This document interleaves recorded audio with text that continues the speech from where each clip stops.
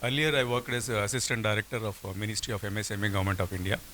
Then after this, I joined this organization and very happy to see you all here in this particular session on MSMEs because this is the most interesting subject that I have seen in my life. The reason is when I'm sitting in that office, most of the entrepreneurs, either it is existing entrepreneurs or the prospective entrepreneurs, they used to come to us and ask for basic things like ideas, what are the opportunities that are there so that we can start the business. Otherwise, if they have ideas, then they used to ask about how it is feasible or not. Then otherwise, the existing entrepreneurs, they used to ask, sir, what are the support system that is there in the government so that they can get assistance and they can grow, scale up their businesses. So we will be talking about all these aspects here in this particular 2.5 hour session. So let me introduce our expert panelists here, available here. To start off with Shri Manjunath Garu, IRS, Indian Revenue Service, and thank you for being with us because he has come all the way from Mumbai, and he's here with us, and Additional Commissioner from Ministry of Finance. So he will be moderating the program. Then I would like to introduce Mr. Mutyala Sharath. He is Associate Faculty Member from National Institute of Micro, Small and Medium Enterprises, Yusuf Gouda. It is under Ministry of MSME, Government of India. So very good experience in particularly digital marketing and digital support. A lot of programs that are happening in country by this organization. So that will be there. Plus, not only that, he has very good experience in the startups, their incubations, etc. All these aspects will be covered by Mr. Sharath. And I would like to introduce our banker, Mr. Vishnu Vardhan Garu from State Bank of India. Thank you so much, sir, for being with us today. And he will be dealing with the financial assistance schemes. Particularly, there are a lot of Government of India schemes assisting the micro, small, medium enterprises, and these schemes will be dealt in this particular subject. Thank you, sir, for being with us. And last but not least, at present, Mr. Krishna from ONDC. You know, this e-commerce platform plays a very important role for the marketing side. And he has come all the way from New Delhi.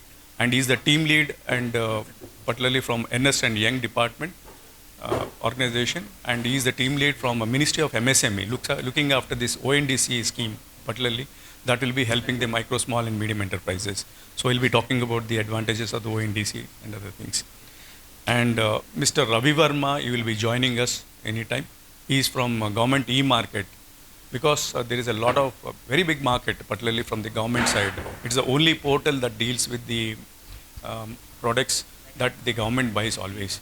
So he will be joining us and he will be the facilitator, and most of the people doesn't know how to get into this GeM market, and the advantage with the GeM is that your payments will be done within 10-15 days. That's the best advantage we can see. And a lot of potential is there, crores of rupees that is there. And a lot of policies are there, like public procurement policy, etc. And I myself will be talking about the Ministry of MSME schemes. Some of the schemes which are particularly the challenges faced by the micro, small enterprises, like the marketing assistance schemes or the branding or the IP or intellectual property rights, etc., etc., and all those things will be dealt today. So this is the basic subject that we'll be dealing with that one. Now I hand over this mic to Mr. Manjunath Garu to moderate the program. So there may be some PPTs and other things. We'll go through all those things. Thank you. Thank you. Good afternoon, everybody. Am I audible? Yes. Okay. So should I presume that all of you are into MSMEs or about to become MSMEs, or from MSMEs to large holdings? Mix of all three. Mix of all three. So how many of you have availed DPIIT's 3-year tax rebate if you are into MSME? Okay, so that means this session, I'm sure, will address many of the incentives the Government of India has. So without wasting the time, I'll invite Mr. Mutyala Sharath. So you are the one. So Mr. Mutyala Sharath will give you the overview of MSME definitions, all the the regulatory ecosystem that is aligned with it. So Mr. Sharath will give the presentation. After that, during the discussion time, please note down the points that you have. You can actually relay your questions. we will have answers from him during the discussion. Mr. Sarath, please. Yes, sir. Thank you so much.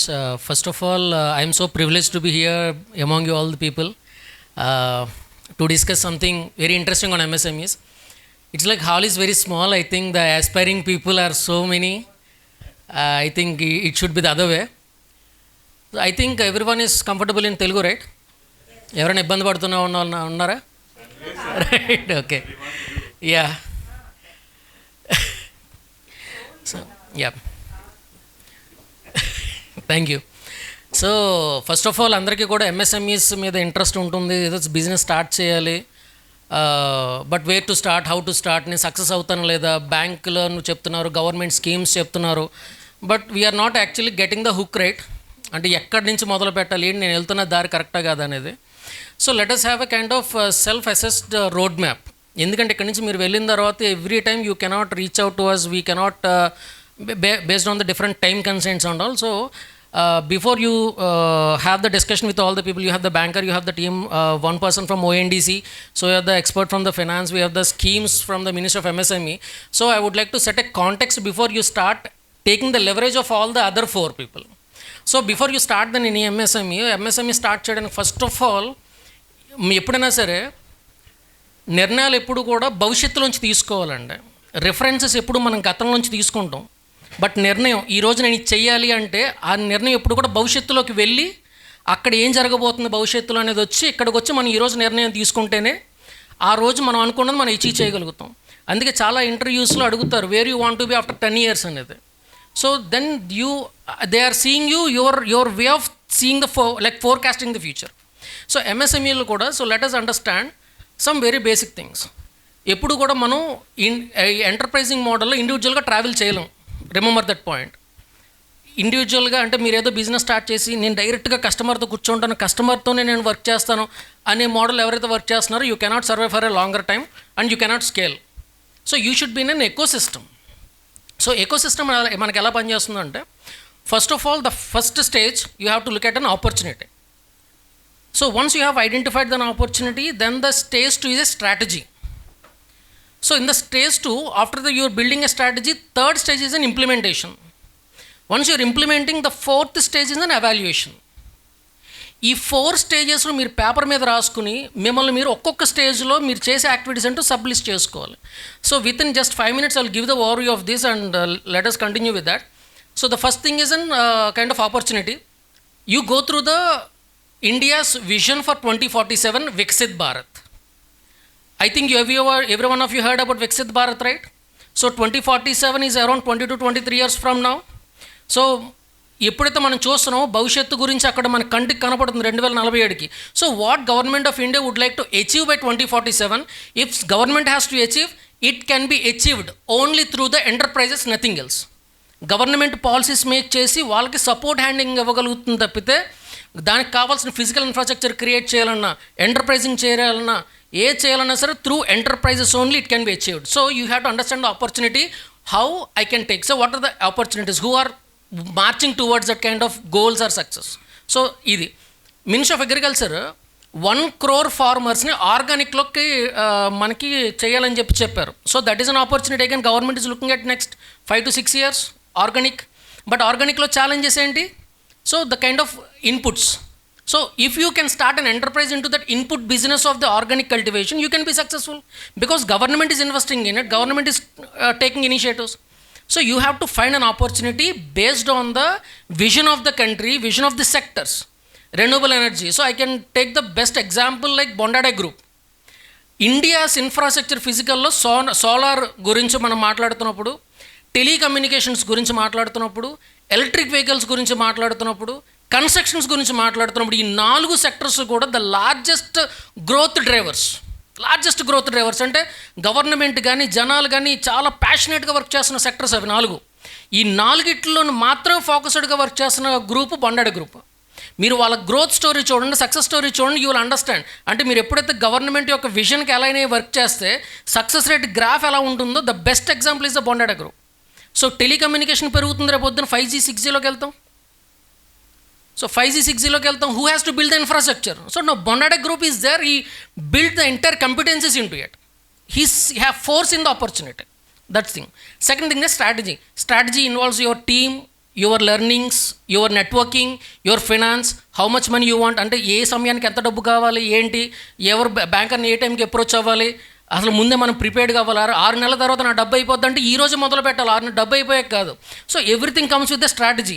Who are my customers, వాడికి నేను అర్థం అవుతున్నానా లేదా, వాడికి తగ్గట్టుగా product build చేసానా లేదా, everything you need to build a strategy, including your marketing, digital presence, everything comes in to it. Third, once you have done the strategy, you need the financial resources and an implementing strategy. You have to implement each and every strategy you have noted. Implement cheyali. By the time you implement, you have a forecast in your mind, right? Idi cheste ela ravochu naku ani cheppi, leads ravochu, business ravochu, growth ravochu, nenu inni chotlaki expand avvali, inni outlets pettali ani cheppi. Another best example is a tea time. So tea time మనం మార్కెట్లోకి వెళ్తున్నప్పుడు outlets ఎలా పెట్టాలి, they have to forecast, right? So they have a strategy to expand their horizon across the country. Now they have invested and they have implemented it. So అక్కడ కొన్ని చోట్ల అవుట్లెట్లు పెట్టాలనుకుని పెట్టలేక ఇంకోటి వచ్చినప్పుడు you have to evaluate whether your strategy is working or not. డబ్బు వస్తుందా లేదా, కస్టమర్స్ అనుకున్నట్టు రీచ్ అవుతున్నారా లేదా.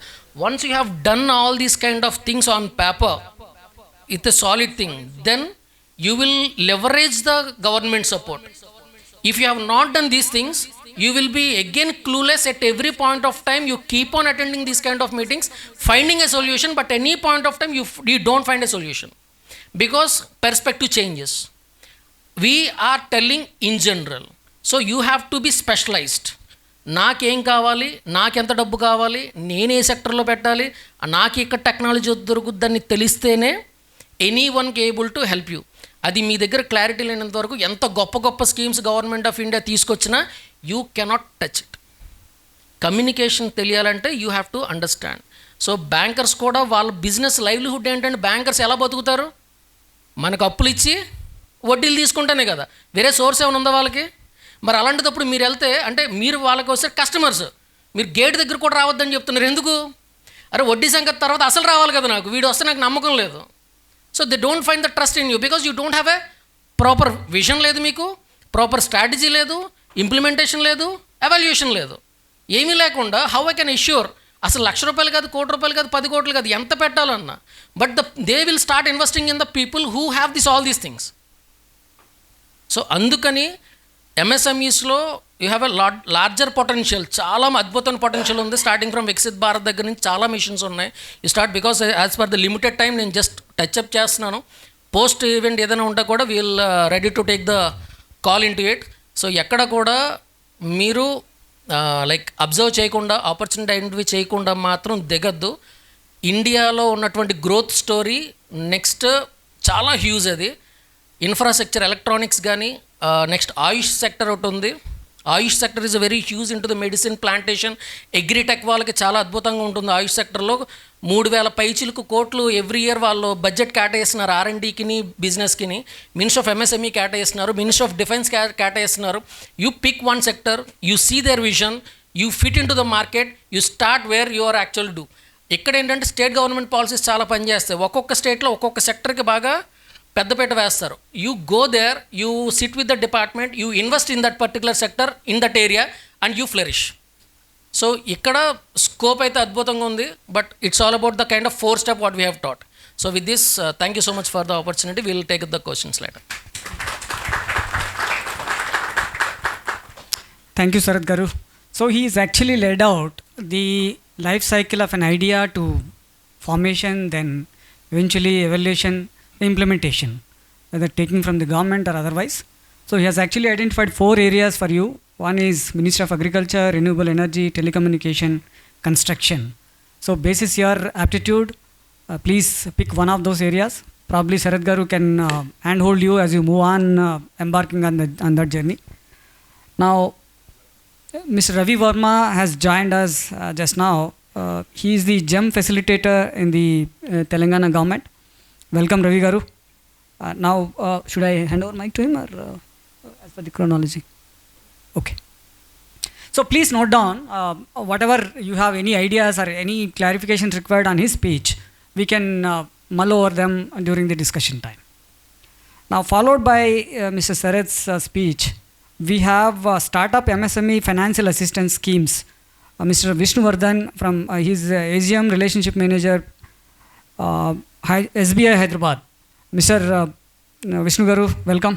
Please, I think this is the crucial area. Each one of us require finance. I think India is full of ideas. Please elucidate what way they can get the money. Thank you very much sir. అందరికీ నమస్కారం. మన icon ప్రతినిధులకు, next ఇక్కడున్న విశిష్ట అతిథులకు, ఔత్సాహిక పారిశ్రామికవేత్తలకు అందరికీ కూడా మరొకసారి వందనాలు. Very very good evening to my delegates also here. Yeah friends, I am Vishnuvardhan, as introduced, working with State Bank of India. బేసికల్గా మన నిత్య జీవితంలో అయితేనేంటి, బ్యాంకింగ్ అయితేనేంటి, పర్టికులర్లీ డబ్బులు ఖర్చు పెట్టడంలోనైనా, డబ్బులు ఇన్వెస్ట్మెంట్ చేయడంలోనైనా, నాట్ ఓన్లీ ఖర్చులో కాదు, ఇన్వెస్ట్మెంట్ చేయడంలోనైనా, ఈవెన్ సంపాదించడంలో వీ నీడ్ డిసిప్లిన్ అండి. ఏ బ్యాంకర్ అయినా ఏదైనా ఒక పరిశ్రమ ఉంది, ఒక యూనిట్ ఉంది, ఎంఎస్ఎంఈ యూనిట్ ఫర్ ఎగ్జాంపుల్. మనకి అందరికీ తెలుసు కదా ఎంఎస్ఎంఈ యూనిట్స్, లఘు పరిశ్రమలు, చిన్న పరిశ్రమలు, మధ్యతరగతి పరిశ్రమలు, micro, small and medium enterprises. ఈ పరిశ్రమలు కూడా రీసెంట్గా 25th this budget I think government కూడా ఏంటంటే రీక్లాసిఫై చేసింది. Plant and machinery, net plant and machinery ఆధారంగా, అలాగే టర్న్ ఓవర్ ఆధారంగా కూడా ఈ పరిశ్రమలు వీటిని చిన్న, అలాగే లఘు, చిన్న మరియు మధ్యతరగతి పరిశ్రమలుగా విభజించింది. దేనికి విభజించింది అంటే, అర్లియర్ ఈ విభజన అనేది జస్ట్ ఒక పేరుకి నామమాత్రంగా ఉండేది. ఇప్పుడు ఈ విభజన చేయడం వల్ల, ఈ విభజన or everybody's okay with my Telugu, ఈ విభజన ఆధారంగా, or I will convert it English, no problem. ఈ విభజన ఆధారంగా మనము ఉద్యమ సర్టిఫికేట్స్ అవి కూడా వాటిలో మన సంస్థను, అలాగే మనం చేస్తున్న కార్యక్రమాన్ని అన్నింటిని కూడా నమోదు చేసుకుంటే it will be registered for ever in the system of the government. Earlier government schemes ఉండేవి, ఏంటంటే గవర్నమెంట్ స్కీమ్ ఇచ్చేవారు, ఎలా లేదో మనకు తెలుసు. కానీ today this new generation governments, they are thinking for the individual development. They are thinking that India develops only if every individual develops. Individual invest చేయాలా, individual work ఫోర్స్ని create చేయాలా, ఇండివిజువల్ కన్జ్యూమ్ కూడా చేయాలా. సో ఆల్ దీస్ 3 ఆస్పెక్ట్స్ మన కంట్రీలో scope ఉంది కనుక government is very keen with schemes. Government schemes అంటున్నా కానీ దే ఆర్ సో ప్రొఫెషనల్. ఆ స్కీమ్స్ ఒకసారి మీరు చదివితే అర్థమవుతుంది. They are very very professional. Only అక్కడ స్కోప్ ఎలాగుందంటే, how I can uplift the idea, how I can uplift the individual through timely finance అనే ఆస్పెక్ట్ని దృష్టిలో పెట్టుకొని ఈ స్కీములు రూపొందించబడ్డాయి. ఇవి just like that, not a government scheme. మనకి జనరల్గా ఏంటంటే గవర్నమెంట్ రా, no, these are very seriously drafted by very senior people. I'm watching. So how to go about all these products? First of all friends, before going for finance, financier is a banker, he's a third person, leave him first. How professionally we're maintaining our system, ecosystem. మనం ఒక చిన్న పరిశ్రమ పెడుతున్నాము, లేకపోతే చిన్న shop పెడుతున్నాము, trading చేస్తున్నాము, మ్యానుఫ్యాక్చరింగ్లా service entity, how professionally we are managing అనేది చూసుకోవాలా. So please ensure that our setup should be very professional. Whether it is a canteen shop, tea shop, restaurant you are starting, boutique you are starting, don't see low, you are empowering yourself. If it is again a spa, you are empowering yourself.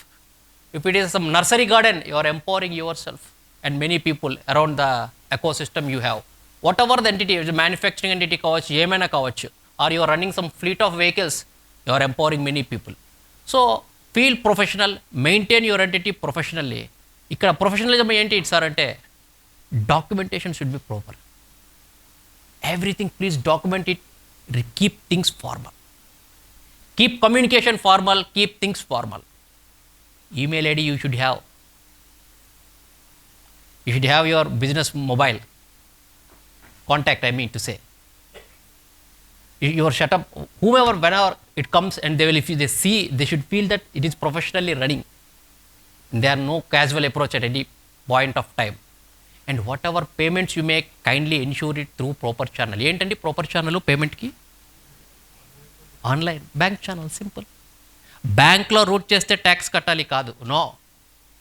If I'm wrong, people can correct me. మనకి profit మీద కడతామండి tax, అది we have certain limits. If you cross it, we will pay. If you want to pay, we have to pay.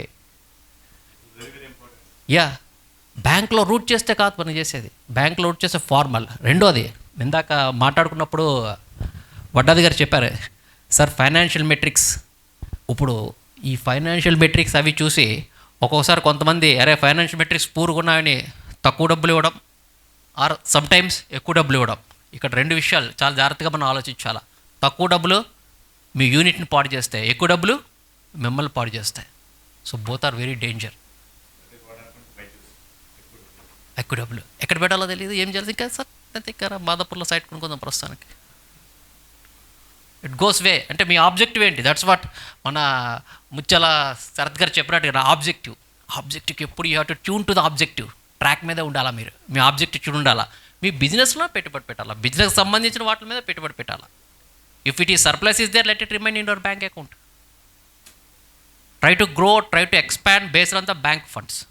So number 2 what it is.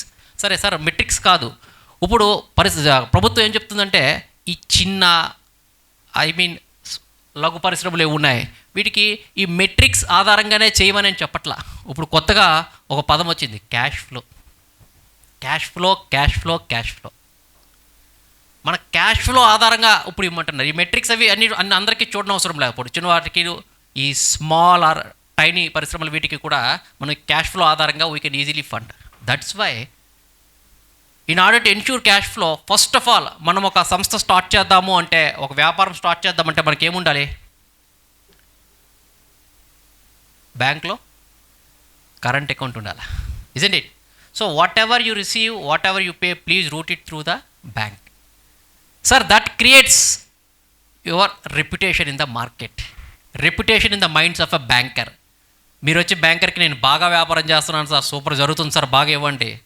This is your mirror, he will tell what is happening. నేను ప్రతి నెల 5 లక్షలు అమ్ముతాను, బ్యాంకులో మాత్రం 50,000 20,000 పడుతున్నాయి. ఇంకొక ఆయన ప్రతి నెల 2 లక్షలు అమ్ముతున్నాడు, బట్ 2 లక్షలు బ్యాంక్ ద్వారా రూట్ చేసి బ్యాంక్ ద్వారా తీసుకుంటున్నాడు. Bank prefers the latter guy, not you at all. అసలు మిమ్మల్ని ప్రిఫర్ చేయడు. So routing all your revenues, even your single penny through the bank account, designated bank account, that is the current account, is must. And ensure that your entire ecosystem is with the bank. Whatever you are paying to your people, either you are employing some people, whatever you make, payments you make, you route it through it. So you will be seen professional. So you will understand how your entire rupee is coming into the bank and where your entire rupee is going. Everything is digital printout. ఇక్కడ ఇంకా banker అవసరం లేదు. What is happening now in the digital arena? What is happening when somebody is seeing that your turnover is there, every month 5 lakhs అవుతుంది. 6 నెలలు అవగానే మీరు పెట్టిన 6 నెలలకే you will receive a call or you will get SMS, sir you are doing 5 lakhs every month, 30 lakhs turnover చేశారు అంటే ఇంకొక 1 yearలో మీరు మరో 60 lakhs చేస్తారు కదా మొత్తానికి 1 yearకి. So you are eligible for 6 lakhs something amount డిజిటల్లో.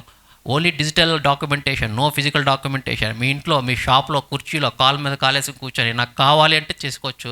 వేరే కాంపిటేటివ్ రేట్ లైక్ 11%, 10.5% అంటే రూపాయి అండి, ఇంకా బిలో కూడా you will get. Once you will get the credit, immediate credit you are getting.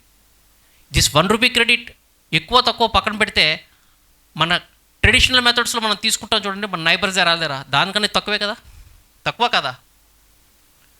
Don't be so competitive at this early stage. We cannot such competitive. I want at below 10%, 9%, 8.5. We cannot be competitive. We are not at such talking terms. But this digital platform made us competitive. ఎలాగంటే మన routing అంతా కూడా వాళ్ళు analysis చేసేసి, so they are throwing that you are eligible for 6 lakhs immediately. You can avail and you can pay. You no need to come and pay to the bank. Since you are routing now, it will be automatically served. So with this, for you, a credit history is creating. It's very important. Number 2, credit history. చాలామంది అప్పు తీసుకోకపోతే వాళ్ళ credit history ఉండదు. Of course credit history లేకపోయినా కూడా you will be accepted, but on different terms. When a credit history is created, you are promptly paying. Your CIBIL score will be from as low as 650, it will become to 700, 800, 850. అది కావాలండి బ్యాంకర్కి. I want such people. నా బ్యాంక్నే analyst assess చేయాలంటే I want such people. I want such quality people. So ఇక్కడ నేను చెప్పేది ఏంటంటే మీ అందరికీ మీకు మంచి కస్టమర్స్ కావాలి, అదేవిధంగా బ్యాంకర్కి మీరు మంచి కస్టమర్లై ఉండాలా. Next other side You have to improve your relation with the banker. Win his confidence through this all documentation and routing all your revenues through him. And then please ensure that proper returns are filed by you in time. What are the returns అండి? I think లఘు పరిశ్రమలు అయితేనేంటి, చిన్న పరిశ్రమలు అయితేనేంటి చాలా వరకు exempted by the government. But we may not be liable to tax, but we can file a return. Nothing wrong. It creates a record. It creates a record. What happens, I will tell how it will help you. You can file a GST return, but you no need to pay GST tax. No problem. You can file IT return. సంవత్సరానికి మీకు 5 లక్షలు వస్తుంది. You can file IT return. No, మీ ఖర్చులో చూపించుకొని you no need to pay any tax. So once GST return is with you, current account statement is with you, GST return is with you, income tax return is with you.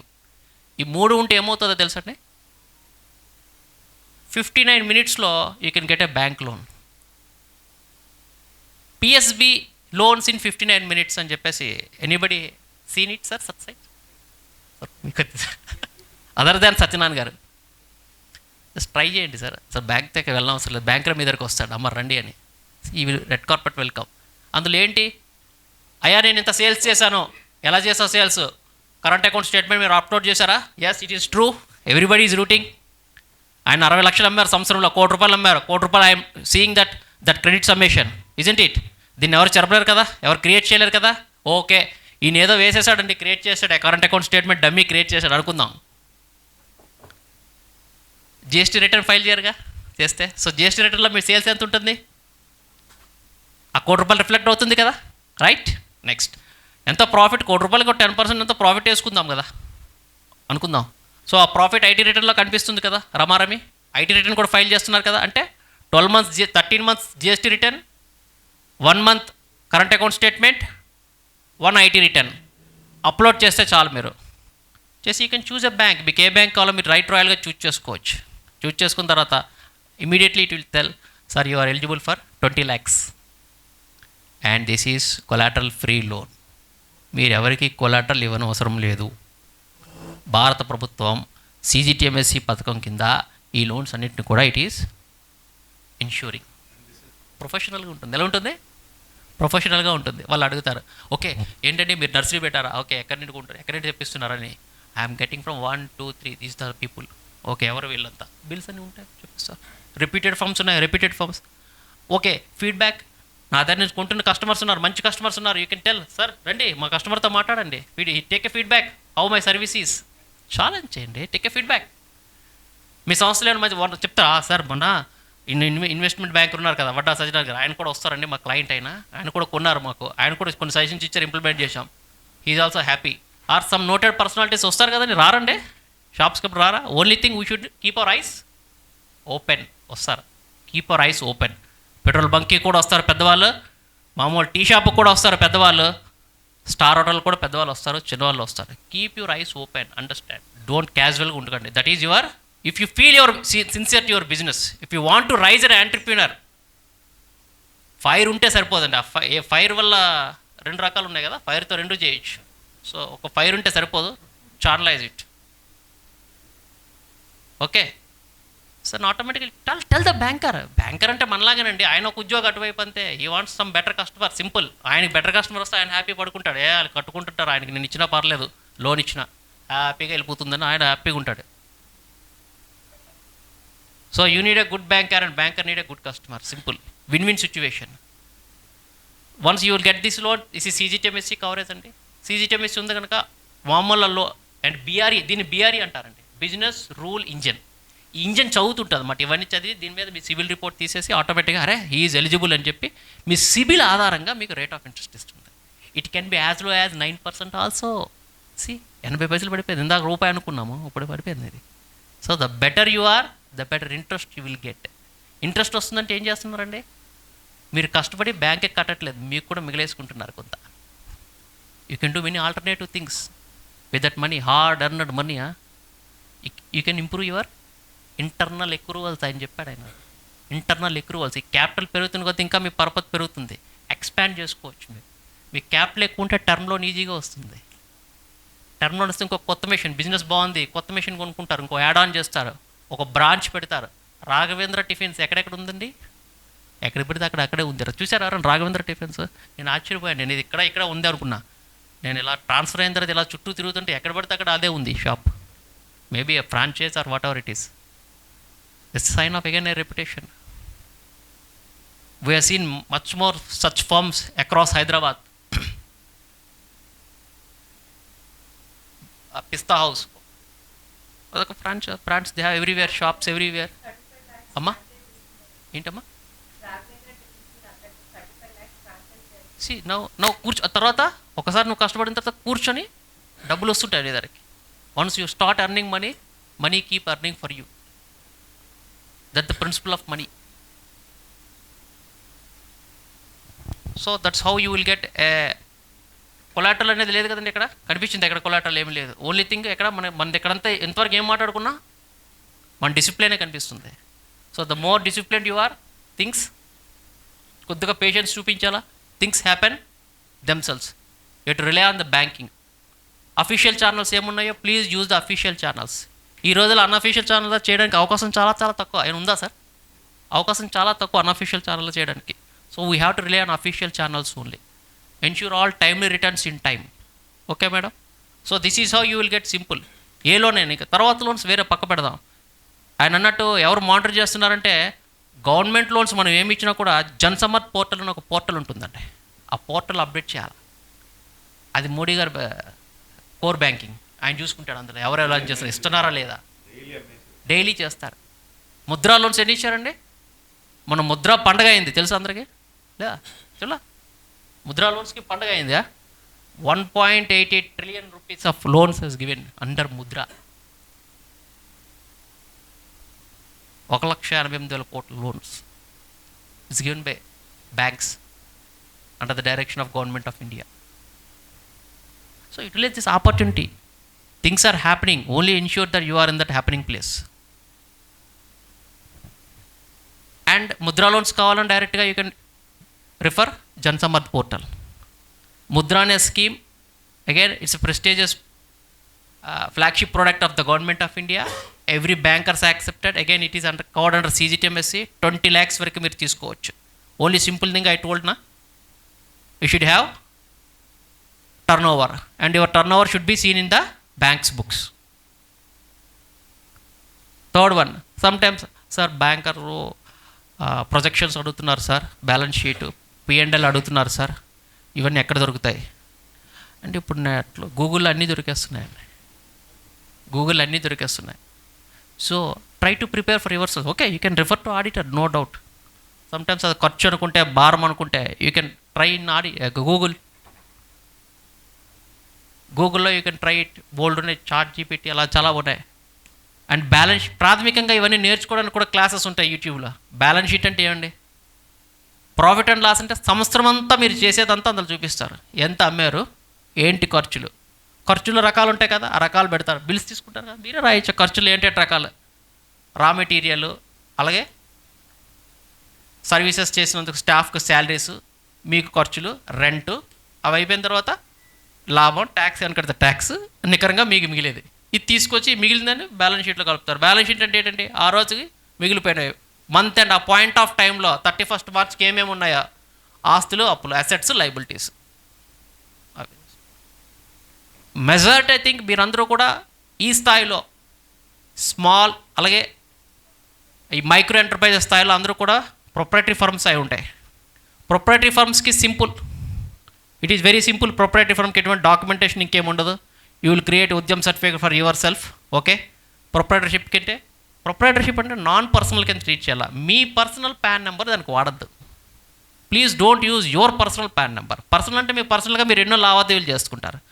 So మీ firm అనగానే firm code తీసుకోండి, non personal అయిపోతుంది. Okay, PAN number. అదేవిధంగా partnership firm if you want to float.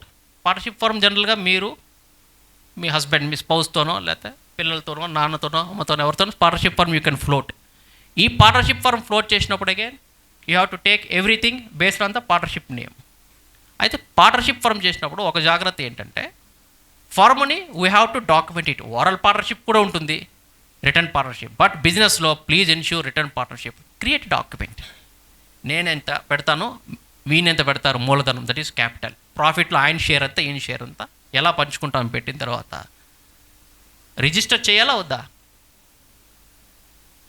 దేనికి డబ్బులు అవుతాయి? Partnership form register చేయకపోతే ఏంటంటే ప్రపంచంలో ఎవరైనా మిమ్మల్ని సూ చేస్తారు, మీరు ఎవరిని సూ చేయడానికి అధికారం మీకు లేదు. అదే మీరు రిజిస్టర్ చేస్తే రిజిస్ట్రేషన్కి పెద్ద ఖర్చు ఏమవుతుందండి. మీరు ఒకసారి రిజిస్టర్ చేసుకుంటే యూ కెన్ ఆల్సో సూ. ఎందుకంటే బిజినెస్లో ఉన్నప్పుడు మనం కూడా సూ చేయాల్సిన అవసరం ఉంటుంది కదా ఒక్కొక్కసారి, అవునా కదా? So we have to think these things. So these are the hygiene things and these are the legal aspects which we have to adhere to.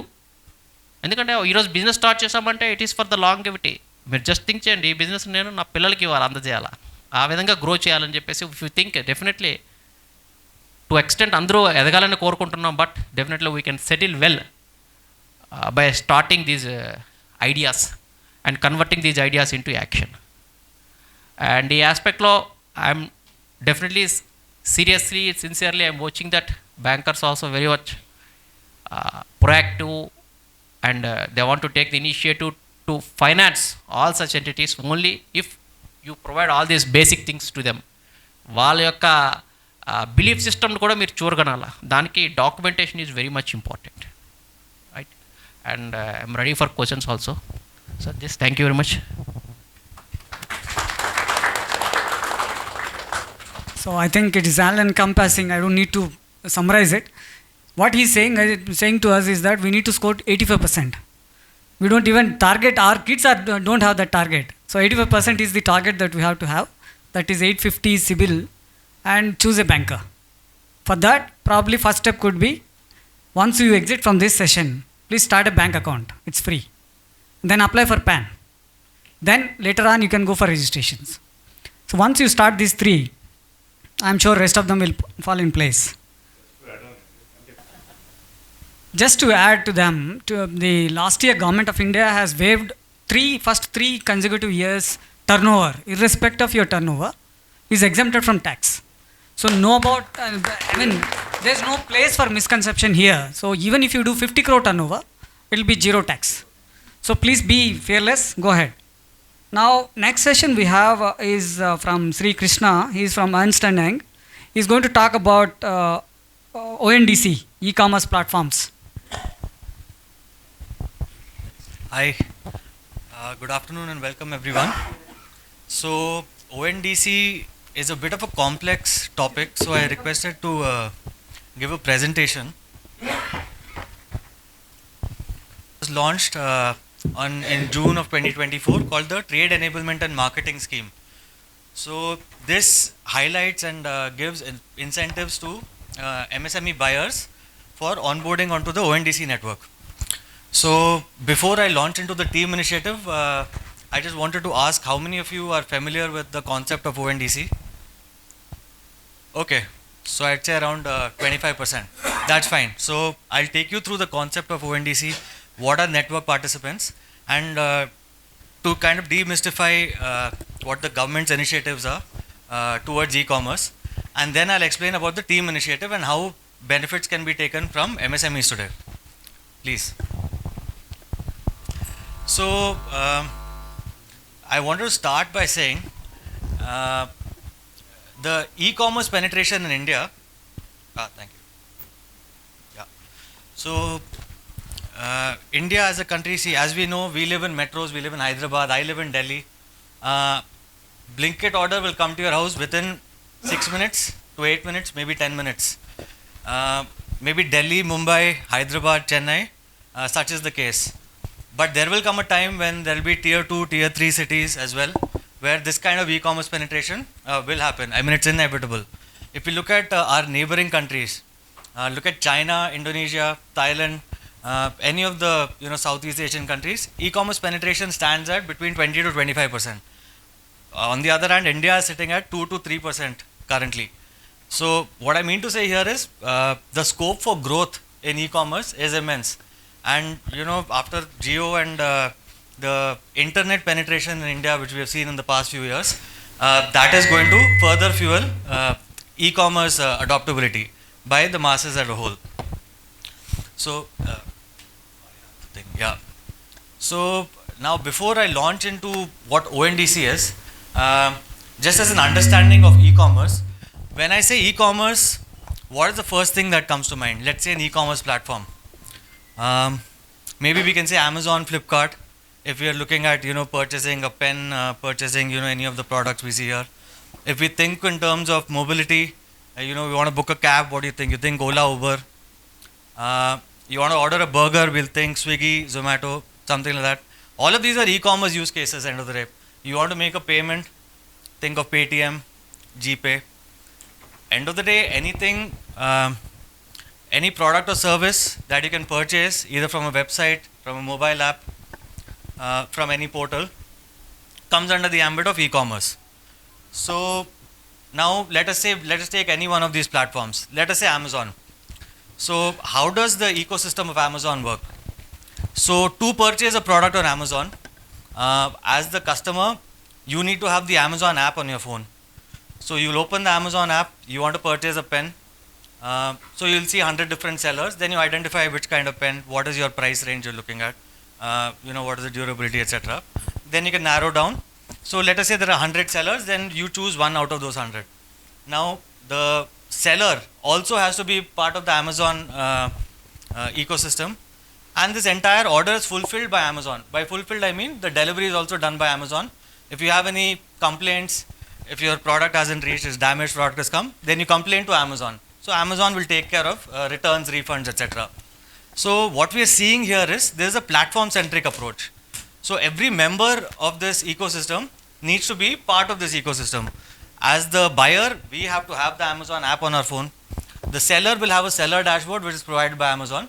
Orders fulfilled by Amazon's fleet. Correct? Similarly for Flipkart, similarly for Swiggy, similarly for Ola, Uber, all of these things, these are all platform-centric approaches.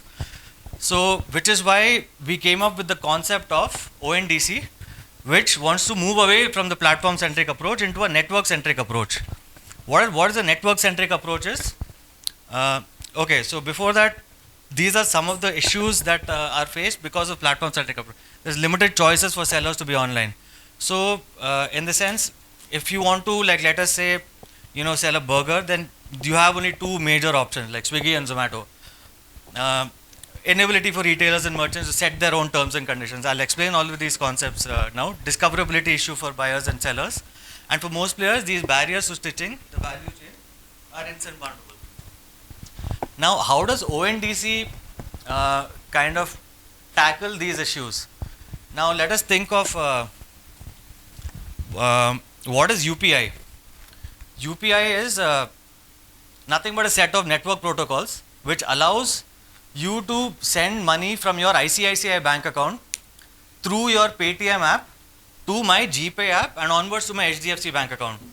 Different banks, different platforms connected by UPI. So the UPI network protocols allows something called interoperability between banks, between different platforms. Now, so what UPI is for internet payments or digital payments, ONDC can be thought of as being a parallel for e-commerce. So ONDC is nothing but a set of network protocols which allows transactions to take place from the entire universe of sellers to the entire universe of buyers. So the shortcomings of a network of a platform-centric approach is, now, as I mentioned, every single person who's participating in that particular e-commerce transaction needs to be part of that ecosystem. Now, does everyone in this, can I assume that everyone in our audience today has the Paytm app on their phone? So, but using your Paytm app, now let us say a seller who has onboarded himself onto Amazon. He wants to sell his product, but his product will be visible only to a person who has the Amazon app on their phone. Even though all of us have a Paytm app on our phone right now, maybe I could say 30 to 40% of us will have an Amazon app on our phone. So what if there is a concept where there are apps like Paytm which have a immensely large user base. So end of the day, even though we think of Paytm as only doing digital transactions from, But end of the day, we also have other needs. We have grocery needs. We want to order a burger sometimes. We want to order something from Amazon. Why not? If all of the sellers across all of these different platforms are visible on a app called Paytm, why not? That is something that is being tackled by ONDC. So unbundling of like the different sectors of the e-commerce transaction. So a seller on any e-commerce platform needs to get onboarded onto something called a seller network participant. So this is how a transaction will happen on ONDC. So let us start from the seller side. Now let us say, since we are MSMEs, we are all sellers. We either operate in the B2C space or the B2B space. Irrespective of what kind of product service that we offer, as long as you can conduct a transaction online, you can plug it into the ONDC network.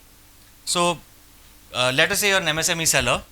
Now we see placeorder.com. This is one seller app or a seller network participant, SNP it is called.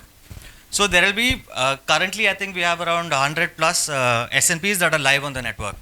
So how this works is, as an MSME seller, if you want to be discoverable to the entire universe of buyers across the country, whether it be from Paytm or any buyer, like every buyer, I'll come to this, sorry. So as a seller, you need to onboard yourself onto any single seller app. Once you do that, then your catalog comes live on the network onto something called a buyer app. A buyer app is a buyer network participant. Now we have again around 100 plus buyer apps. So you'll see some big names like Magic Pin, Paytm, Pincode, Axis Bank. There are My Store. All of these, as you will notice, have extremely large maybe downloads or a user base. So your product will be visible. So if you would like to open your Paytm now and just scroll down or just type ONDC, everything that is accessible within the network, you can access from your Paytm itself right now. So this is the kind of benefit that is being offered by ONDC. Next. So ONDC began back in I think 2022 or 2021 with grocery and FMCG and F&B. Now ONDC has expanded to education, ride hailing, beauty and personal care. If you have heard of Namayatri from Bangalore, now they have a presence in Delhi as well. So Namayatri was in fact founded on the concept of ONDC. So their entire fleet runs on the ONDC network, and they do not have like their own independent platform. So I'm just saying, like, the adaptability of ONDC, people are starting. Most of the SNPs are also startups. Like BNPs typically are established corporates or like the bigger companies, but SNPs are all startups, including things like Namayatri. I'm just giving, so MSMEs can even come on board as a SNP. You can think of that. Maybe if some of you would like to explore that opportunity, I'll be happy to have a discussion. So we have, as you can see, a list of different sectors that we're covering in ONDC right now: fashion, apparel, beauty, personal care, agri products. And there are many more in the pipeline. So as we go, as I said, if there is a use case to be made for anything to be bought or sold online, you can plug it into the ONDC network.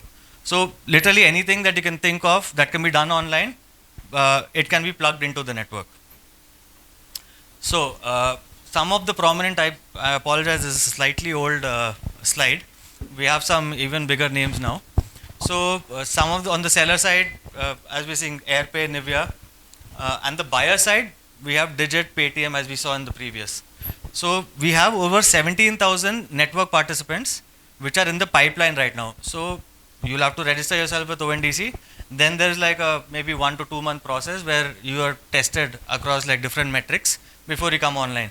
So we have 17,000 plus registered network participants which are in the pipeline right now.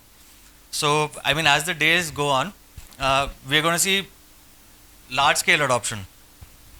So allow me to give you an example. So any domain that can be cataloged can be transacted on ONDC. Now let us say a person in Delhi is posted to Kerala in the short-term assignment.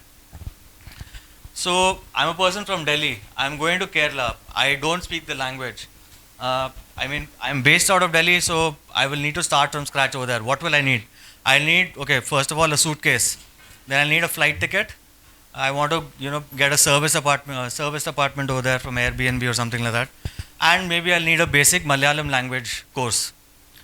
So to buy a suitcase, as of today, what do you think of? You want to buy a suitcase? The Amazon, Flipkart. If you think of a flight ticket, Make My Trip, Yatra, one of those, Ease My Trip. If you want a serviced apartment, you go to Airbnb. Basic Malayalam language, you go to Google search. There'll be different options.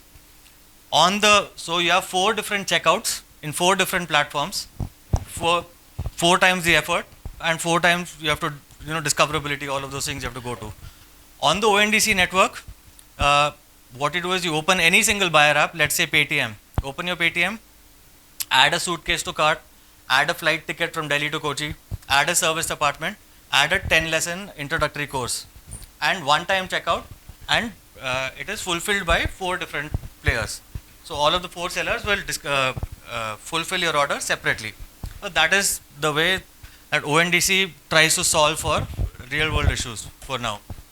So the benefits of ONDC for sellers, discoverable by the entire buyer universe, and similarly for buyers, you are discovered through the entire seller universe. You maintain a one-time single registration.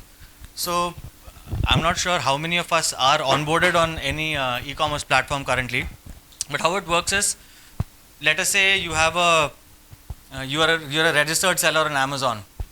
So the reputation that you have on Amazon, you have like a 4.5 rating as a seller.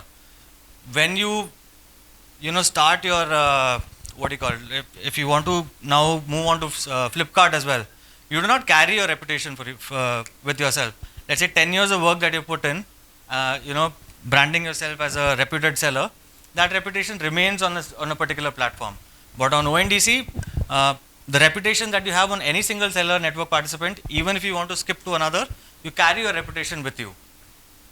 So of course, this leads to increased profitability, given that any seller has the entire buyer universe which are viewing their products. Now for buyers, what the benefits are, as we know, you can access every single seller, and you have wider options for price, delivery, add-ons, faster hyper-local fulfillment. I'll just make one more, I don't want to take too much of your time also, but I'll make another. So let us say you're a small Kirana store. So currently you're operating on a mostly like a walk-in model, and for maybe a 1 kilometer radius, everybody will know. That's how it used to happen back in the day. People know that there's a shop over here, and in the afternoons they have a delivery boy. We can just call him up, we say we want these 5 items, the delivery boy will come and deliver it to us in our house. That's how we've been working before internet was there, before e-commerce was there. So now on ONDC, for logistics and for fulfillment, there are multiple different options. So let us say on Amazon, we do not have an option. Amazon will say that your order will be fulfilled by us, and this is how much either it will cost, or if you have Amazon Prime, then you'll get it for free, something like that. But over here on ONDC, there is complete freedom. So the Kirana store can say that, listen, we can deliver the order ourselves, or we would like for you to fulfill the order for us. As a buyer, you have an option that I want it to be fulfilled by the Kirana store, because the Kirana store is doing it for free, even though it may take slightly longer to come.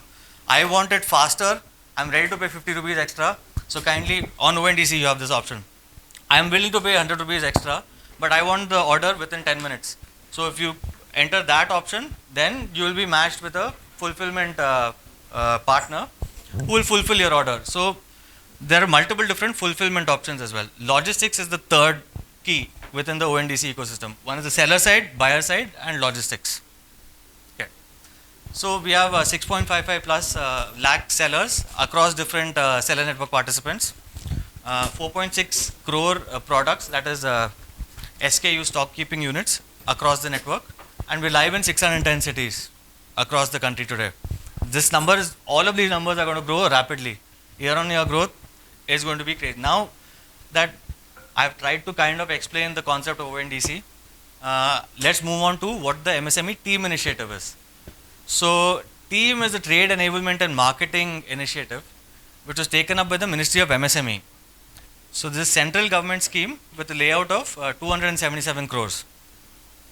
Now what also there's 50% of the target needs to be women-led entrepreneurs or women-led MSMEs. So the team initiative looks to support 5 lakh MSMEs over the next 3 years. So we are going to give within team, what are the benefits we are going to get? Awareness generation, demand creation. We're going to be doing workshops, expand the market reach and reduce cost of doing business, leverage digital public infrastructure, promote localized e-commerce access, and formalization of MSEs, increasing their credibility. So some of the benefits are your registration is free of cost. Before this, let me explain some of the components. The benefits of this of the team initiative does not go to MSMEs. Monetary benefit goes to the SNPs. So let us say we are an MSME in the audience today who has either a particular product or a particular service, and they're looking to expand their reach, their market. They want to come onto the ONDC network. So how this will work for you would be either you reach out to an SNP, or all you have to do is register on the team portal. When you do that, an SNP will reach out to you. And once you get onboarded, then you come live onto the network. So registration is free of cost. And as of today, now let us say we are an MSME who has, let us say, 10 different products. Now, if you go to an Amazon or a Flipkart, what they will say is they usually have charges, I think around 5,000 to 10,000 rupees for onboarding, for cataloging and such. So the MSME team initiative gives benefits to seller network participants to subsidize or make it free of cost for MSMEs coming on board. Access to a wide customer base pan-India. So you'll notice that whatever the key benefits to MSMEs, it's pretty much the same for team initiative as it is for ONDC. So we are giving benefits to SNPs which will be passed on to MSMEs. MSMEs on the other hand avail these services which are usually charged by platforms will now be given at a highly subsidized rate. So these are some of the support that are being offered. For cataloging, an SNP gets 2,500 rupees per MSE. It's at around 50 rupees per stock keeping unit. Let us not focus too much on this.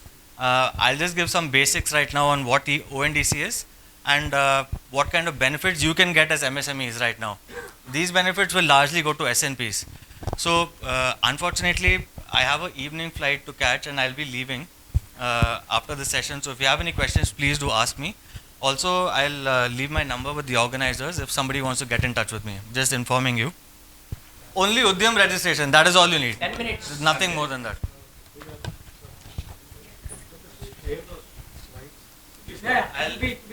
I'll share the presentation, no problem. Or it's all there on the team initiative portal. I'll leave a link to that. When you go there, you can get the entire presentation, all of these things. So this is mainly, only the first point is typically, you just need an Udyam registration. As long as you've previously not taken any assistance from any other ministry schemes, I think it should be fine. Or actually, we don't even need this initiative. You can just come on board the ONDC network through an SNP. Even if by chance like you have taken a benefit from some other scheme, you're unable to come through this, you can directly approach an SNP and come on the network. So as an MSME, what will be your steps to onboard yourself? And also like what will your journey be like with an SNP? What does the seller dashboard look like? How will you accept an order? What is inventory management? All of these things is something that you will be guided on by a seller network participant. If I had a 1 hour session today, I would have liked to bring a seller network participant as well. And you could have heard like his perspective. Maybe if you wanted to get onboarded, we could have gotten that to happen. But we don't have that much time, but you can reach out to me separately. So without a Udyam registration, you can register on the official Udyam registration website to avail Udyam. Once you have registered with Udyam, you may join an awareness workshop. So within the team initiative, we have around 164 awareness workshops across the country. So we will be sharing a workshop calendar. In case there's a workshop near you, you may like to come and attend that. A workshop typically has like multiple seller network participants, and it is followed by a camp where your onboarding can be made like much easier. And since you'll get access to a lot of industry associations and such, so these workshops are usually like a good experience for new buyers, for new sellers. So these are just some steps. So you need to basically fill out your necessary information. And then the important point is you get to choose your SNP. Now the different SNPs, as I mentioned, SNPs are all startups. So not all SNPs will cater to every single sector. So let us say you're an MSME which is working in the auto components manufacturing, let's say. So there will be some SNPs which work in that sector and in the geography that you are working in. So it will be important. So all of these details are already mentioned on the team portal. Once you enter the sectors that you're interested in participating in and your geography, it will automatically show you which are the seller network participants that are available to you which work in that domain. Let us say you will see 5 to 6 SNPs. You may reach out to them directly, go to their website and take a look, see which is the best fit for you, which SNP has like a better ratings, who is more user friendly, who will solve your doubts better, etc. All of those things you can take into consideration before you choose your SNP. If you don't want to choose your own SNP, you just register yourself on the team portal and your details will be sent to the 4 or 5 different SNPs that are working in your domain and they will reach out to you.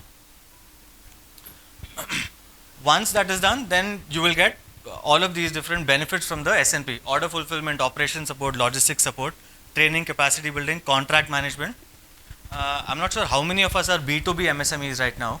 See, B2B as a use case is on e-commerce is a little tricky because typically we have like a high value order and typically these transactions are conducted offline.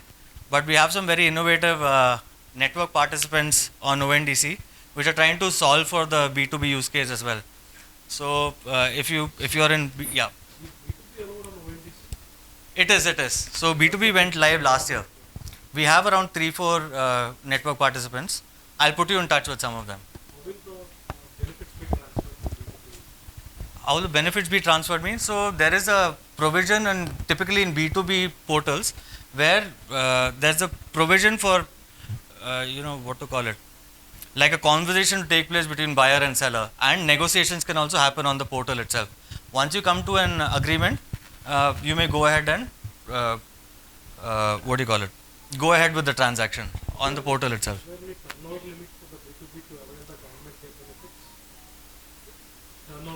There is no such limitation on ONDC. There's the pardon? ONDC is a networking No. platform. So are you saying between micro? No. There is no such limits on ONDC. Nothing of that sort. So I'm not sure if you can see on the bottom of your screen. These are the links that you could probably go to. It is the team.msmemart.com or team.msme.gov.in. So these are the two websites. If you can go to those, all of the information that I've conveyed to you today, you can find over there.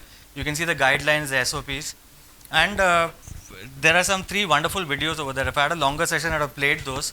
So one video on what ONDC is, what are the benefits of ONDC, and about the team initiative. So please do go to the portal. If you have any questions, you could ask me, or if you'd like to take my number, 95822 90595. I am Krishna Ravishankar. 95822 90595. No, by shipping, do you mean the fulfillment? Like how will the delivery happen? So on the ONDC network, there are multiple different options for fulfillment. So like I mentioned, let us say there are 10 network participants, logistics network participants that are willing to fulfill your order. So as a customer, I will have visibility of all of the 10 options. So one fulfillment partner will say that I will fulfill your order at this much price. Let us say at 1,000 rupees, I will fulfill from Bombay to Hyderabad at 1,000 rupees, but I will fulfill it within 1 week.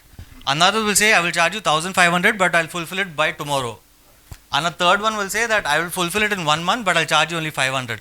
So as the end customer who is purchasing this product, it is up to me what is my budget, if I want it sooner, if I'm willing to wait for it, if I can get it for cheaper. So that is what ONDC provides. So, but on Amazon also, I think nowadays you have that option of 1 day delivery, you pay a little bit extra. So on Udyam, so the definition of MSME, you could be your primary product could it could either be a manufacturing or services. Sorry, manufacturing or services, yes. But traders are also classified as MSMEs, but only for priority sector lending. So the benefits of this scheme goes only if you're a manufacturer or a service provider. But if you're a trader also, you can register on the TM initiative, but your SNP will be unable to get the benefits of this, which is not our problem. But as a seller, we can still come on board the network. So GST, the issue is you can conduct intra-state transactions without GST. With GST, yes, ONDC allows. No, ONDC allows intra-state transactions to take place if you do not have GST. If you have GST, you can do interstate also. You can fulfill your orders anywhere in the country, pan-India. But without GST, only within your state. One commitment, Ms. Krishna. So, in any case, we are not leaving you. We will have a permanent WhatsApp group to advise them. So, as IKON advisory WhatsApp group for MSMEs, we will have this. All the panelists have the extra responsibility of attending their queries as we move on. So, happy journey. Thank you. Now, we have Mr. Ravi Verma from the government e-marketplace. So if there is any defining future for the MSME sector initiated by the Government of India, that is this. So I would draw your attention to this. This is actually revolutionized the entrepreneurship in the hinterlands of India. So I would request all your attention to this session. I suppose most of the people know me virtually or directly, because I've been handling GeM since quite a long time. Those who don't know me, then you will definitely have the opportunity of knowing me, and also GeM as well. Same, it is 20%, 20-25%, right? So GeM in a short form is called as Government e-marketplace. Basically, it's a online portal. It is called as a procurement platform, right? So exclusively designed for the government agencies, that is the government departments. See how as an individual we purchase any items we wanted through online. So through online or through offline system where we go to the stores or we buy anything. The same way the government entities also do procure items for their the needs which they wanted to go through daily. Right, from pen, paper, pencil to vehicles or whatever it is, right? So for that, we have initiated this platform. It is an online procurement portal. So exclusively for the government buyers. So everybody here, they were talking about the benefits which the government is giving, and also the business what the sellers can do or they avail from the government. So ours is a mixed of it. So it's the benefits the government is giving and also doing business with the government directly, right? So if you wanted to do business with the government entities, then this is the platform, right platform for you. So I just wanted to just give a brief overview, like what GeM gives to the sellers especially. So basically we have buyers as well as sellers in the platform. Okay, so how Amazon, what Krishna Shankar was talking about, how as a buyer we register and as a seller we register. So here also the same thing happens, where the governments register as buyers and the sellers like you, we call them as vendors. So there is as sellers in the platform, right? So we have buyers as well as the sellers. So buyers, what do? They procure. So how do they procure? The sellers, what the products or the services which they upload in the platform, buyers will be entitled to procure them, right? So the limitations in the legacy procurement system, so we have no standardized procurement process here, so inconsistent need of manual intervention. So basically what happens is, why this platform has been initiated by the Government of India. So the government wants the transparency system in the procurement, especially in the public procurement. So public procurement is the spending of the public money, right? If any government entity is spending some money on some items, it is basically the public money. So that money should be utilized in a proper way with a lot of transparency. So it should reach to the right person, right partner, and it has to fulfill the exact need of the government. So that is the main initiative of this public procurement. So I'll just tell you the year on year the growth of GeM, how it has been started and where we are standing right now. See, overall the GeM has facilitated more than 2.8 crore orders worth over 13.5 lakh crores. So that is the potentiality of GeM. Okay, so it has started in the year 2016. I mean, it was launched in the year 2016 by Prime Minister Shri Narendra Modi, and the operations have started since 2017. Okay, so since 2017 we can say these are some of the figures. So we have taken it the last 5 years, financial year 21 to financial 25. So where we were at 0.39, now we are at 5.43 lakh crores in the last financial year. That amount of business we have done in GeM, and this year we are hopefully to reach about 8 lakh crores of business in GeM in a single financial year. This is pan India. Okay, so this is a pan India growth what we have seen. Yes, both, mixed of both, sir. Basically now central government has the mandate. In central government organizations, we are by default has to procure through this portal. There is no other option. Politicians and bureaucrats allowed to buy, sir, without their decision. No, there is no other option. There is no other option, sir. GeM has been made mandated for all the central government organizations. Central government, there is no other option. By default, it has to come through this portal. Even if they Some want states vehicles, have the exemption. if they want vehicles also for their own fleet, they have to purchase through the portal. So if they wanted, if you are a central government buyer, if you wanted to buy even a pen, paper, pencil to even DRDO's rocket part, which we used in the Operation Sindoor, also have to procure in the GeM portal. So that is a mandate given by the government. And for state governments, it's an optional one. Because the state governments, the entity is different. So we have not made mandated, the central government has not made mandated, but still we are an optional in the state. Okay? Yeah. Sure. No problem. I'm sorry. So Mr. Krishna has to leave, so we'll have 2 minutes break. Sir, please come. Mr. Krishna is leaving, so we will, as a token of our gratitude, will present a memento. To do that, we have Honorable Ram Mohan Rao sir, the ex-Chief Secretary, Tamil Nadu. Sir, please.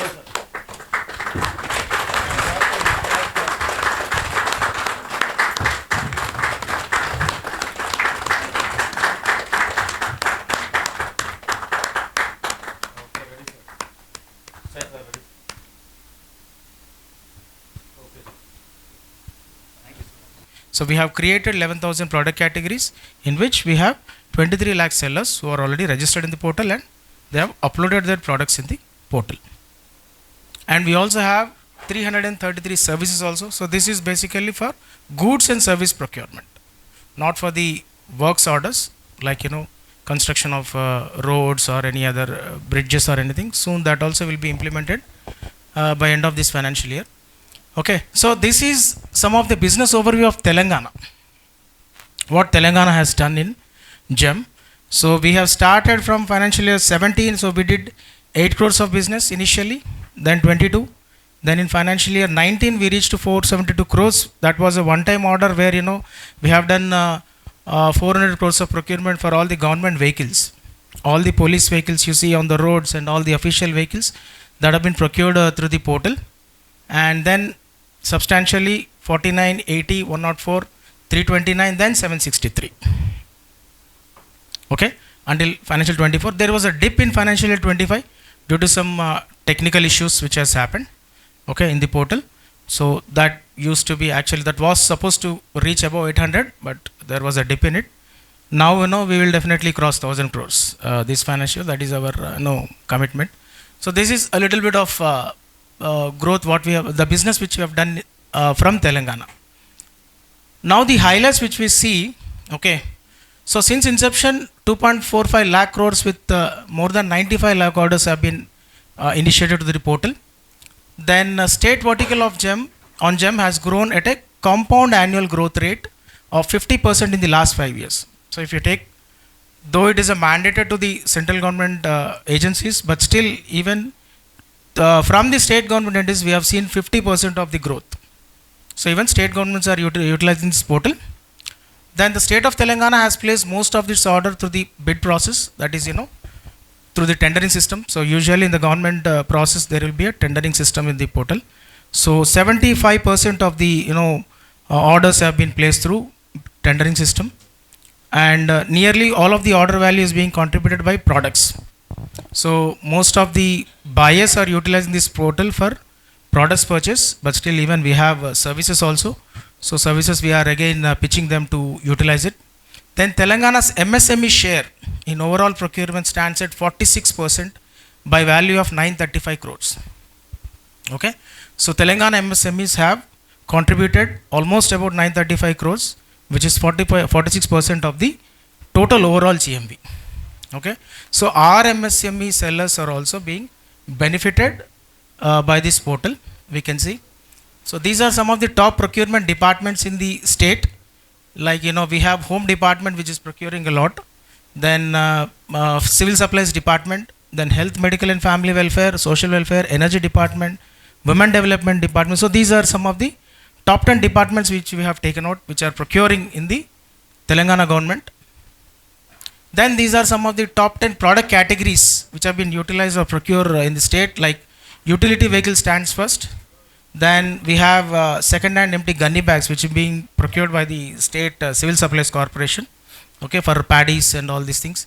Then desktop computers, buses, two-wheelers, smartphones, laptops, Aadhaar enrollment kit, okay, ordinary Portland cement also.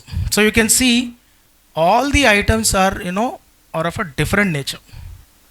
So you cannot just come to a conclusion that only these are the products which have been procured. So we have a vast network of the products where we can be procured by the government departments. Okay, so that was so this is one of the important slide, growth of seller ecosystem. Okay, so the number of registered sellers from Telangana is almost 62,000 where we stands right now, and out of which 28,000 plus are MSMEs. Okay, so if you say almost 62,000 sellers registered in Telangana, 28,000 are MSMEs, and the categorization of the sellers, we can say order value from Telangana state buyers in the financial year 24-25 92.9 crores, and overall 838.7 crores, out of which MSMEs have benefited 52.9 crores. Okay, so whatever all these the order values which you are speaking about, let's just say we have done some 5.5 lakh crores of business. So almost 45 to 50% are being benefited from the MSMEs. So we are giving a lot of opportunities for the MSMEs for the business to grow and to do business with the government entities. Okay, so how we are ensuring it to give it to the MSMEs? So our system is designed in such a way that the buyer or the government officer cannot bypass the system. So what are the benefits do the MSMEs gets in this portal? Right, so there is a rule from the MSME department that the annual procurement of any government organization, 25% have to be given to the MSMEs. So how many of you know this? Right, so any government organization, let's just say if it is doing 1,000 crore procurement in a single financial year, 250 crores have to be allotted to the MSMEs. That is the MSME rule. Okay, so that rule will be initiated through the GeM portal. So this portal is designed in such a way that 25, but not only 25%, we have reached 40% also. So since the last year's orders, we can see 40% orders have been given to the MSMEs. So there is a huge potential for the MSMEs to do business with the government entities, because they have to reach the target. At the end of the financial year, each government organization has to give a report how much percentage of business they have given to the MSMEs. So that 25%, if they are dipping from that, they will be questioned. So they have to give 25% or more also. Payment terms, sir, in central government, the payment terms which have been initiated by the through the portal is once the delivery is made, okay, and once the bill is generated by the concerned buyer, within 10 days the payment has to be made to the seller. So though we say 10 days, but it takes around 30 days, not more than that. State government, again, it is a state subject, so we cannot have any hold on the state government because they have a separate budget policy, have a separate finance policy. So there is a little delay in the state government procurements. Yeah. Okay. So what more MSMEs can get the benefits by this public procurement? Okay. See, MSMEs will be waived off with the EMD submission. EMD is earnest money deposit. So if you are participating in any tender, the concerned the department, they ask for certain deposit in terms of EMD. That is, they check your financial capability. Right. So as an MSME, manufacturer or a service provider, you can get that waived off.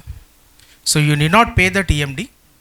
You can only micro and MSC, only MSC. micro and small enterprises. Startups also, sir. And this SC, ST, MSc, this is also same, in the same category. SC, ST, MSc. Okay. They all get the Yes. exam. Yes, sir. That is startup. There is no categorization, sir. If you are an MSc or a manufacturer or a service provider, you will get the benefit. Only micro and small enterprise. MSc. So medium is exempted. Not only the EMD, even the experience. See, experience is again an optional one, sir. So it is not a compulsion. Startup has no experience. For See, example, EMD submission is compulsion, sir. Okay, that is exemption is compulsion. Every government buyer has to give it. it is a startup. If it is experience and turnover, then it is up to the buyer. So he has to specify whether he is giving that exemption or not. So it's not by default. From the government of India thing, do you have any exemption on technical, previous experience? Yes, sir. That the buyer has to specify in the tender. Are they specified government of India as like Some of them are doing, some of them are not doing. startups? Technical know-how. Not technical, previous experience. So there is an option in the 3 years tendering of process. financial thing. All those criteria, technical criteria, financial criteria. Like EMD is one of the financial criteria. But somebody, So EMD is mandated, sir. that is mandated. I'm talking about they should have a previous experience. They So should that have- is up to the buyer department. There is no Compulsion. There is no compulsion. From GeM you are not specifying anything. Not from GeM, not from Government of India. Government of India has not given any mandate regarding that. So it is up to the department whether they wanted to give exemptions or not. Some of them give, some of them they don't give. So if they are giving that exemption in the tender, then without the That is the most important point for many of these people. Okay, EMD is fine. Yeah. But what about the previous experience, their financial turnover? That only helps. The EMD is a small part of the story. I don't know whether. so that is How do we? the government has not given any instructions regarding that, sir, so far. So that is again upon the buyer's discretion only. Any government of India undertakings are Yes, they're not yes. putting the. There few organizations are giving these options, Can you give some examples? like defense organizations. Okay, mostly the central government organizations, they use this option. They wanted to have more and more participation or give opportunities, so they waive off this exemption criteria in terms of experience and turnover. So if they have given that criteria in the tender that they are being giving exemptions, then without the experience and turnover also you can participate in the tender. Even for the registration, is it simpler or It's a very simple thing, sir. for the startups? It's very easy. Anyone, any seller, they can participate here. Okay. If you wanted to be a startup, then you have to verify your DPIIT certificate. If you are an MSME seller, then you have to verify your Udyam certificate. It's not that simple. They are saying that. It's not that simple.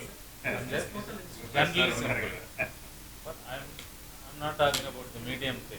For these startups, you have a lot of requirements. You should have financial experience. So many things are. No, sir. In our portal, any seller registration is same. Whether it is a startup or MSME or a non-MSME, anything. Just if you are an MSME, you have to verify your details. If you are a startup, you have to verify your details. Yes or no option will be there. So we won't verify all those the credentials which have been mentioned in the startup DPIT registration or MSME registration. Just we verify your UDYAM number and DPIT number. That's it. Yes, it will because there is integration between the GeM and all, so it will automatically verify. Buyer's obligatory platform, where the buyer is obligated that 20% of your procurement has to be from MSME. No, I'm talking about the registration process. Registration process is simpler compared to many others. Yes, sir. It is very simple. Okay, to register in the GeM portal. Problems they will be facing, for example, for registration into the GeM portal. What problems the startups may face? I'm just asking. So we consider anyone as a seller in the platform. First of all, whether it is a non-MSC or a public limited company, private limited company, MSC or startup, everybody is same in the portal while registration. They just need to verify their details. That's it. If you are an MSC, verify your details. What are all the details? It's a one-page platform. So it's a one-page platform, sir. You need not upload any kind of document. You just give your Aadhaar number, system will verify. You just give your PAN number, system will verify. You give your UDYAM number, system will verify it. So you just need to enter your credentials. So system will verify all your details. Due to some any technical issue, if the system is not verifying your MSC document or anything in number, then that we will deal it separately. Okay. It's like registering to an email. You write your credentials, it automatically verifies. So there is zero documentation process. You need not upload any kind of document. Even if you are verifying your IT returns also, you have to just give your details like your, the gross profit business, all those things as per the ITR, system will validate it. Okay, it's very simple. Yes, please.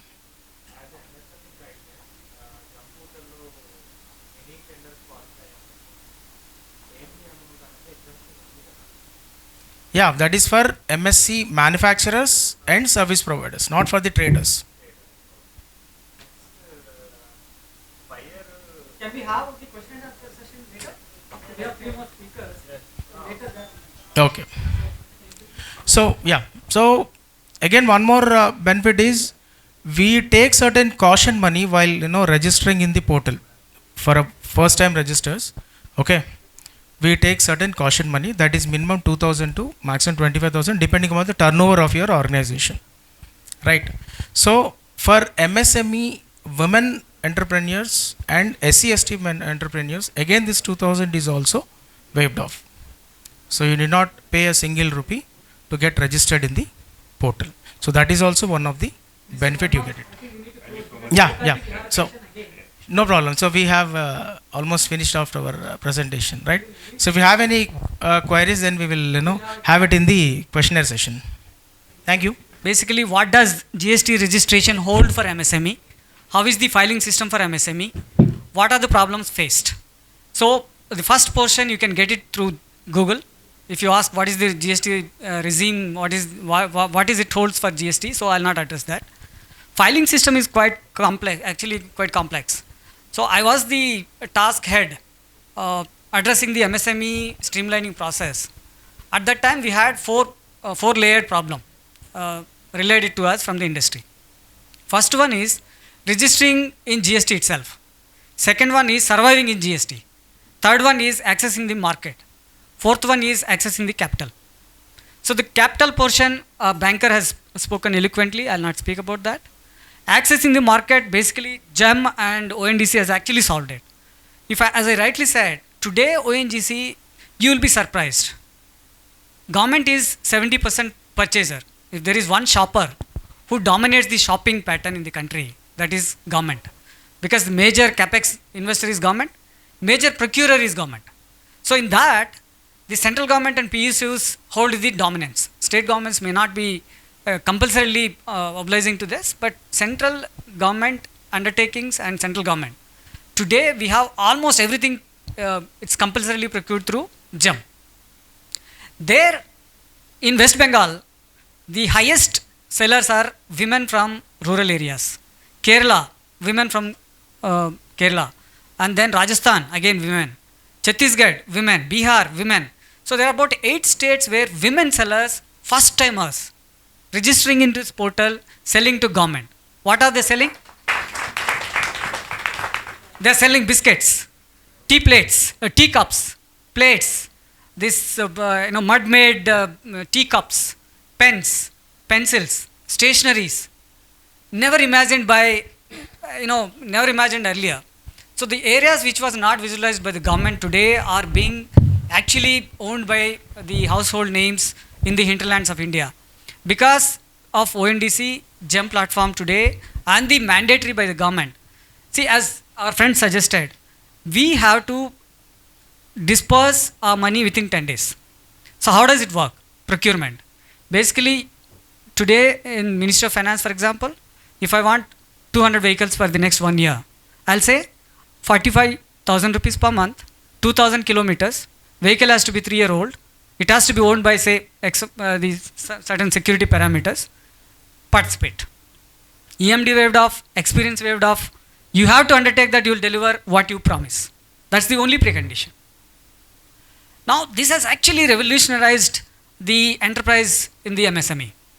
Now coming to GST regime, we have 1.5 crore registrations under GST.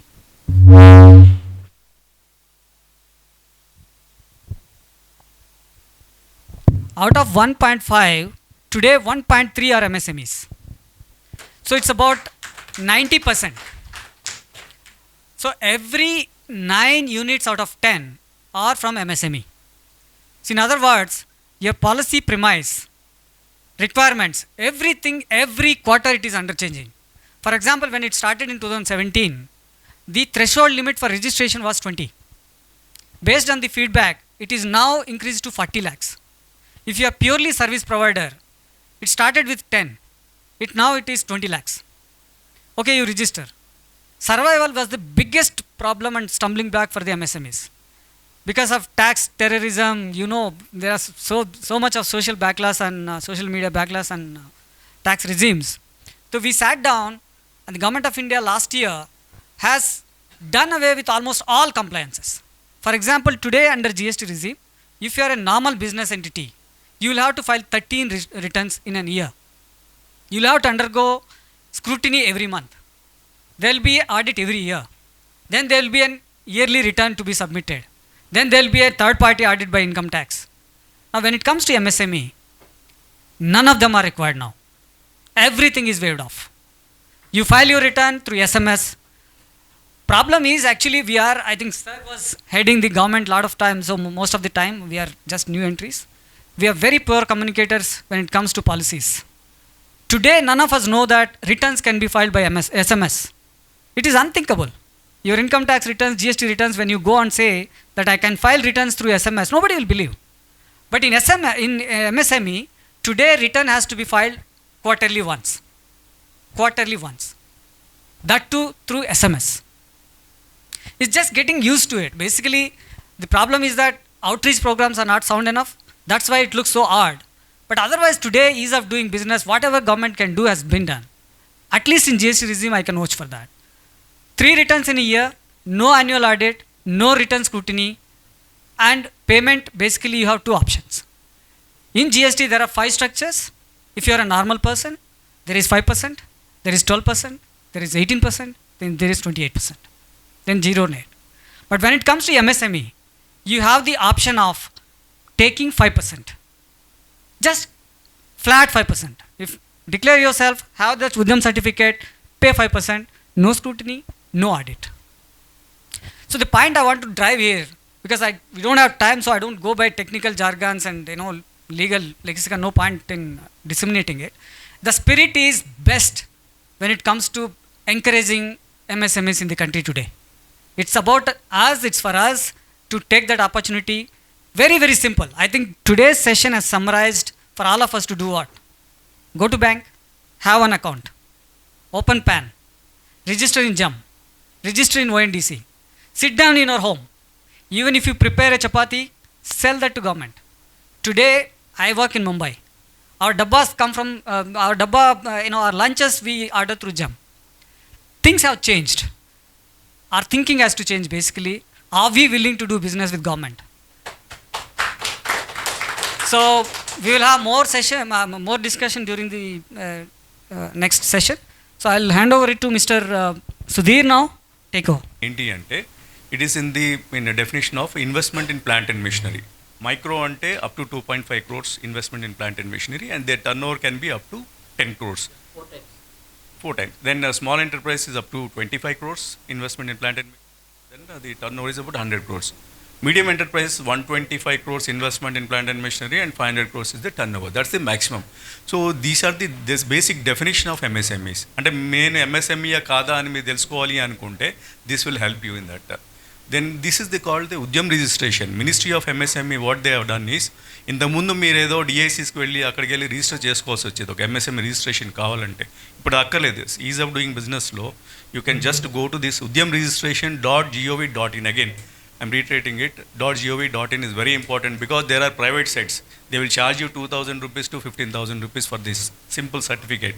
10-15 minutes time lo you can take a certificate. Just upload the basic details, the company peru, PAN details, Aadhaar card details. Then what is that product you are going to make or service you are going to offer. Then ఇది బేసిక్గా ఎక్కడ ఉపయోగపడుతుందంటే మీరు బ్యాంక్కి వెళ్ళి loan కావాలనుకుంటే are you an MSME or not అనేది ఒక question వస్తుంది కదా. This certificate will be useful. So you can download, you need not to go to anybody, మీరే తీసుకోవచ్చు హ్యాపీగా. 10 minutes జాబ్ ఇది. Then there are certain schemes like this. I'll go one by one సింపుల్గా. This is international cooperation scheme అంటారు.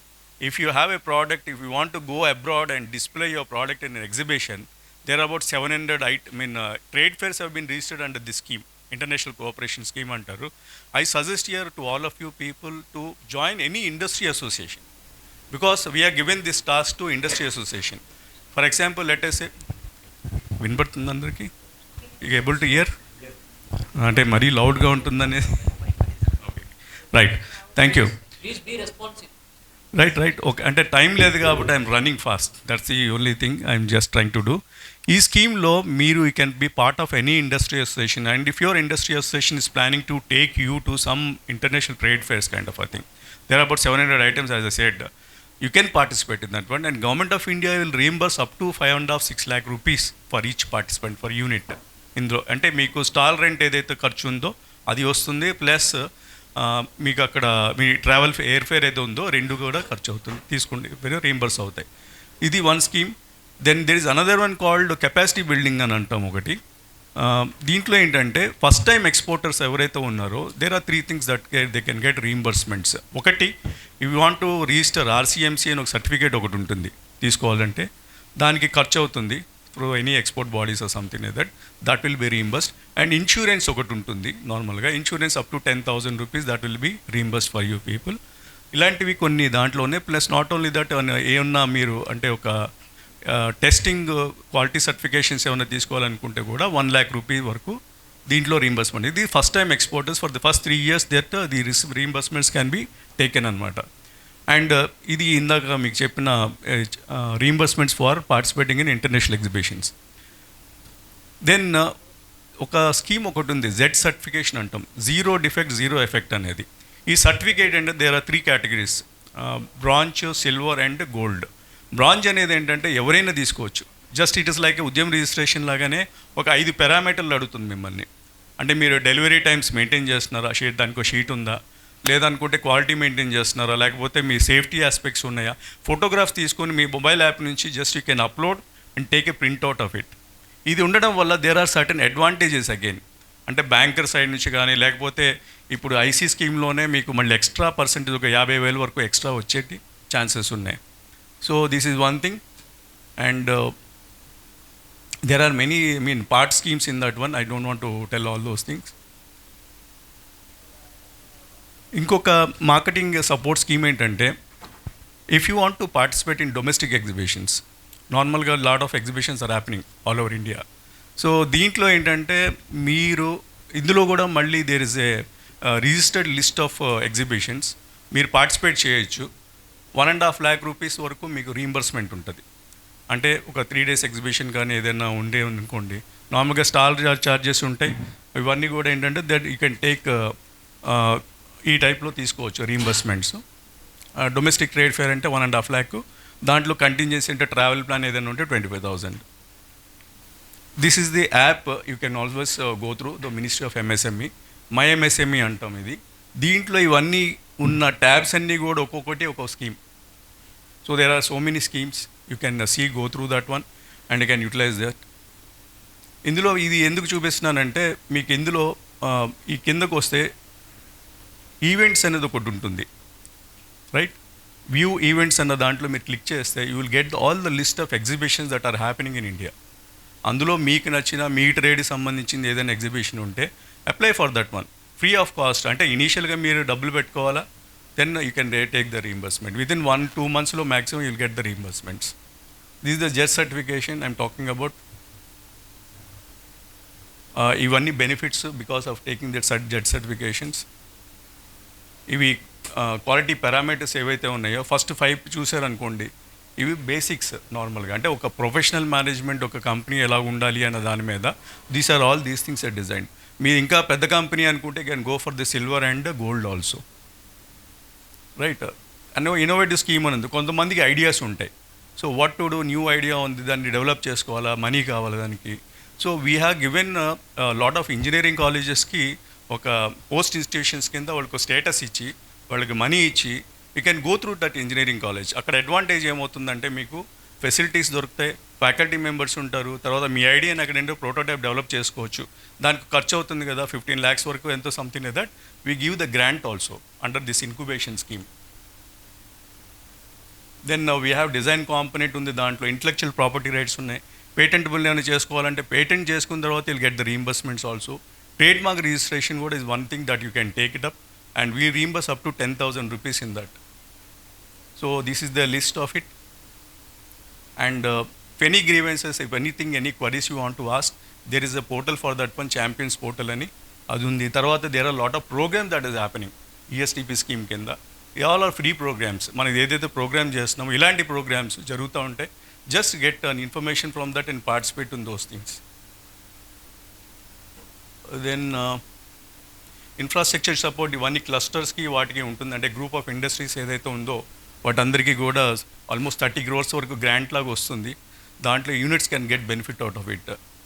So there are other things like lean manufacturing అని. ఇవన్నీ ఏమవుతుందంటే మీకు ఫ్యూచర్లో ఇండస్ట్రీ బాగా రన్ అవుతుంది అనుకోండి, you can get in to these kind of components. ఇది ఇంకొకటి ఇందాక ఆల్రెడీ రవివర్మ గారు చెప్పారు. ఎంఎస్ఎంఈకి ఒక మంచి పాలసీ ఏంటంటే public procurement policy. Any government of India organisation if they are buying, అందులో 25% రిజర్వ్ ఫర్ ఎంఎస్ఎంఈస్, రైట్? అందులో మళ్ళీ 3% reserve for women entrepreneurs, 4% for SC/ST entrepreneurs. ఇక్కడ మేము చూసింది ఏంటంటే ఒక ఎగ్జిబిషన్లో ఇక్కడ హైటెక్స్లో జరిగితే public sector units are going to that exhibition and trying to find out women entrepreneurs there. వాళ్ళకి షార్టేజ్ ఉంది అక్కడ. ఆ 3% అనేది చాలా పెద్ద మార్కెట్. మీరు అంటే ఎగ్జాంపుల్ చెప్పాలంటే ఒక మజ్గావ్ డాక్యార్డ్ ఒకటే సంవత్సరానికి 1.5 కోట్లు బిజినెస్ చేస్తుంది. దాంట్లో 25% మీరు ఎస్టిమేట్ చేయండి ఎంత ఉంటుంది అనేది. దెన్ ఇది ఈ పోర్టల్ ఎంఎస్ఎంఈ సంబంధ్ అనేది అంటే సిపిఎస్యూస్ వాళ్ళ రిక్వైర్మెంట్స్ ఏంటి, ఏమేమి ఐటమ్స్ వాళ్ళకి కావాలనేది కూడా లిస్ట్ మీకు దీంట్లో దొరుకుతుంది. ఇవన్నీ ప్రొక్యూర్మెంట్ సంబంధించింది అనుకోండి. సమాధానం అనేది ఒక పోర్టల్ ఏంటంటే if you have any grievances like ఏంటంటే somebody has not paid you money, ఎక్కడికి వెళ్ళి కంప్లైంట్ చేయాలంటే this Samadhaan portal will help you out. MSM ఇక్కడ రిపోర్ట్ చేయొచ్చు. Then there will be a DAC committee. They will call both the parties and try to settle it out. And there is MSME awards. మొన్న రీసెంట్గా announcement అయింది. If you are a good unit you can participate in that one. Then these are the financial benefit schemes. Sir already చెప్పారు మీకు. అందులో PMEGP అనేది one interesting financial assistance scheme. దాంట్లో మీకు ఏంటంటే ఒక మ్యానుఫ్యాక్చరింగ్ యూనిట్ 50 లక్షల వరకు లోన్ తీసుకోవచ్చు. బిల్ట్ ఇన్ మీకు ఆల్మోస్ట్ 15 to 25% సబ్సిడీ ఉంది దాంట్లో. సెంట్రల్ గవర్నమెంట్ స్కీమ్లో అడ్వాంటేజ్ ఏంటంటే once you take the loan or whatever it may be that benefit will come automatically to you. స్టేట్లో కూడా యాక్చువల్లీ వాళ్ళ మధుకర్ బాబు గారు మిస్ అవుతున్నారు ఇక్కడ. స్టేట్ గవర్నమెంట్ డిపార్ట్మెంట్ నుంచి కూడా కొన్ని ఇన్సెంటివ్స్ ఉన్నాయి. For example if you are investing some 1 crore rupees something like that, then మీకు 15 to 35% వరకు ఇన్వెస్ట్మెంట్ సబ్సిడీస్ ఉన్నాయి. కానీ but it may take some time. కొంచెం టైం వాళ్ళు అంటే బడ్జెట్స్ అలొకేషన్ తర్వాత వస్తుంది. బట్ ఈ స్కీమ్లో ఏంటంటే ఇది బిల్ట్ ఇన్ ఉంటుంది. అంటే మీరు ఒకసారి స్టార్ట్ చేయడం మొదలుపెట్టగానే you get that money back, like kind of a thing అనమాట. So the one of the best scheme. And people who are searching for project ideas kind of thing, ఇందులో మీకు ఒక లిస్ట్ ఆఫ్ ఐడియాస్ ఉంటాయి. ఒక 1000+ project reports availability ఉన్నాయి రెడీమేడ్గా. మీరు can go through those ideas and automatically what you'll get information is, ఏదో చిన్న project ఉండొచ్చు, దాన్ని ఒక ఎగ్జాంపుల్ కింద తీసుకుని దాన్ని మీరు డెవలప్ చేసుకోవచ్చు. లేదంటే think differently and start the same project otherwise also, right? Then other things like these are the portals that are available through ministry of MSME. ఇది ఒకటే కాకుండా మినిస్ట్రీ ఆఫ్ ఎంఎస్ఎంఈ కింద మీకు almost different types of organisations ఉన్నాయి. ఒకటి మీకు MSME tool rooms ఉన్నాయి, MSME technology development centres ఉన్నాయి. వీటన్నిటిలో కూడా ట్రైనింగ్ ప్రోగ్రామ్స్ జరుగుతూ ఉంటాయి, అంటే రిలేటెడ్గా. ఫర్ ఎగ్జాంపుల్ మీకు ఒక పెర్ఫ్యూమ్స్ మీద ఇంట్రెస్ట్ ఉందనుకుందాం, there is an organisation for that. You can go there, get training and can start the business. So ఇలాంటివన్నీ ఉన్నాయి. ఇవన్నీ కూడా you can just go through that. These are the some of the website that have given a list of it. You can note down it and thank you so much for giving this time. Thank you. Mr. Venu Bhagwan, sir, floor is yours. Thank you, and I think the real data and information is the real motivation for entrepreneurs. So, my book name is The Saint in a Suit, released at Celebrity Club by all the Ram Mohan Raji and Kumar sir and all our icons of the icons and Satya. So scaling up is something, actually Varnya Harnish says that there are 3 things for startup, scale up, and if you don't do properly, it screw up. But there's something between startup and scale up is stabilize. So there are 4 basic factors in scaling up. What do you think is the most important in scaling up the business? Madam? Finance. Proper systems. Vision. Some total going to develop the bandwidth. Bandwidth, sir. First of all, once you start up and it has to take a stabilize, so then it can scale up. So Varney Harnish beautifully says that there are 4 things are important. First is people. You have to build your team. So in fact, entrepreneurs are called builders in many nations. So because you build a business first. So you build people and people build business. That's what people say. So, and again Jim Collins beautifully says that it is the right people, not just people. So how do you get the right people? Because until you have a big brand or big vision, it's not easy to attract the right people. So how do you know that whether they are right people? Again, it is that first who, then what? First, what is their character? Then their competence. So how do you know that? Until and unless your organization has got a constitution, you will not know that. Because our India is basically guided by the constitution. An organization also should have, because it's also kingdom, to expand the kingdom, it should have a constitution. So I say that via should match while recruiting your people. The V is values, which are core values, non-negotiable, and I is intention. How do you know their intention? Recently, our Air Marshal IKON Chandrasekhar ji has invited me for a lunch, and then I invited him for one of my Pride Board meeting, and then he shared one beautiful thing. In recruiting Air Force, yesterday I met Ajay Dasari also. Why they are so awesome people? So after passing that examination or entrance examination, they do 5-day interview. In that 5-day interview is nothing but a boot camp. In that 5 days, they give about 100 situations and they secretly observe how they are, whether they are reacting or responding. So this will be noted separately. And another one, so they give a situation, an image, you have to give 10 narratives. So they understand how you are actually seeing a situation. And then oral test. And each one will give their report separately. They don't know that who are observing these guys. And then finally they decide. So Steve Jobs says that you have to build A+ team, not even A team, A+ team. So how do you get those A+ team? Because MNC companies hire slow and fire fast. Our Indian companies hire fast and never fire. So you need to understand that it is actually a kind of a journey, a partnership. So I always say that 5C principle: connect, create, collaborate. Connect, create, communicate, collaborate, and celebrate. Until and unless you connect to the philosophy of your organization, why it exists, and the person who is also joining will connect to that. And if they don't connect to the company's philosophy or the purpose or the product is a small thing, so content is second thing, context is the main thing. So the people are the most important in scaling up the business. So and if you do wrong there, even choosing the partner or even choosing the investor, choosing your key employees, so key leaders, I can say that is the where people can go wrong. The second one is strategy. So in strategy, of course, there are so many kinds of strategy, but ultimately what works for you is important. So everybody want to scale fast. So you have to choose whether it is a disruptive strategy, either Jim Collins good to get great strategy or 0 to 1 strategy, what works for you. So you will have to customize that how you want to really disrupt in the market as lean business and many things you know very well. And third one is cash flow. And it's easy to get dried while scaling up. That's what is a major problem. So you'll have to understand that while scaling, that when you want to scale and how much you want to invest, in what way you can scale, that's very, very important in cash flows, because you can always increase top line and you can, but you cannot increase the fixed expenditures. That's why I always say heads and overheads should not be more. So, and in fact, instead of recruiting a senior guy for a higher price, so you can always recruit a highly potential guy and invest in 6 months in mentoring, and probably they would serve you better. So, and increase the top line. But to increase the bottom line, you need to always focus on your expenditure. Fixed expenditure, if you increase, and imagining that I want to take a bigger place, and Satya says that once the fund comes, immediately a bigger car will come. So, and lean business is very important, and every rupee you invest, if it should benefit the end user, otherwise that's a waste of money, and you have no right, because you are like a trustee. So a private limited company is never yours, isn't it, sir? So it's an entity by itself.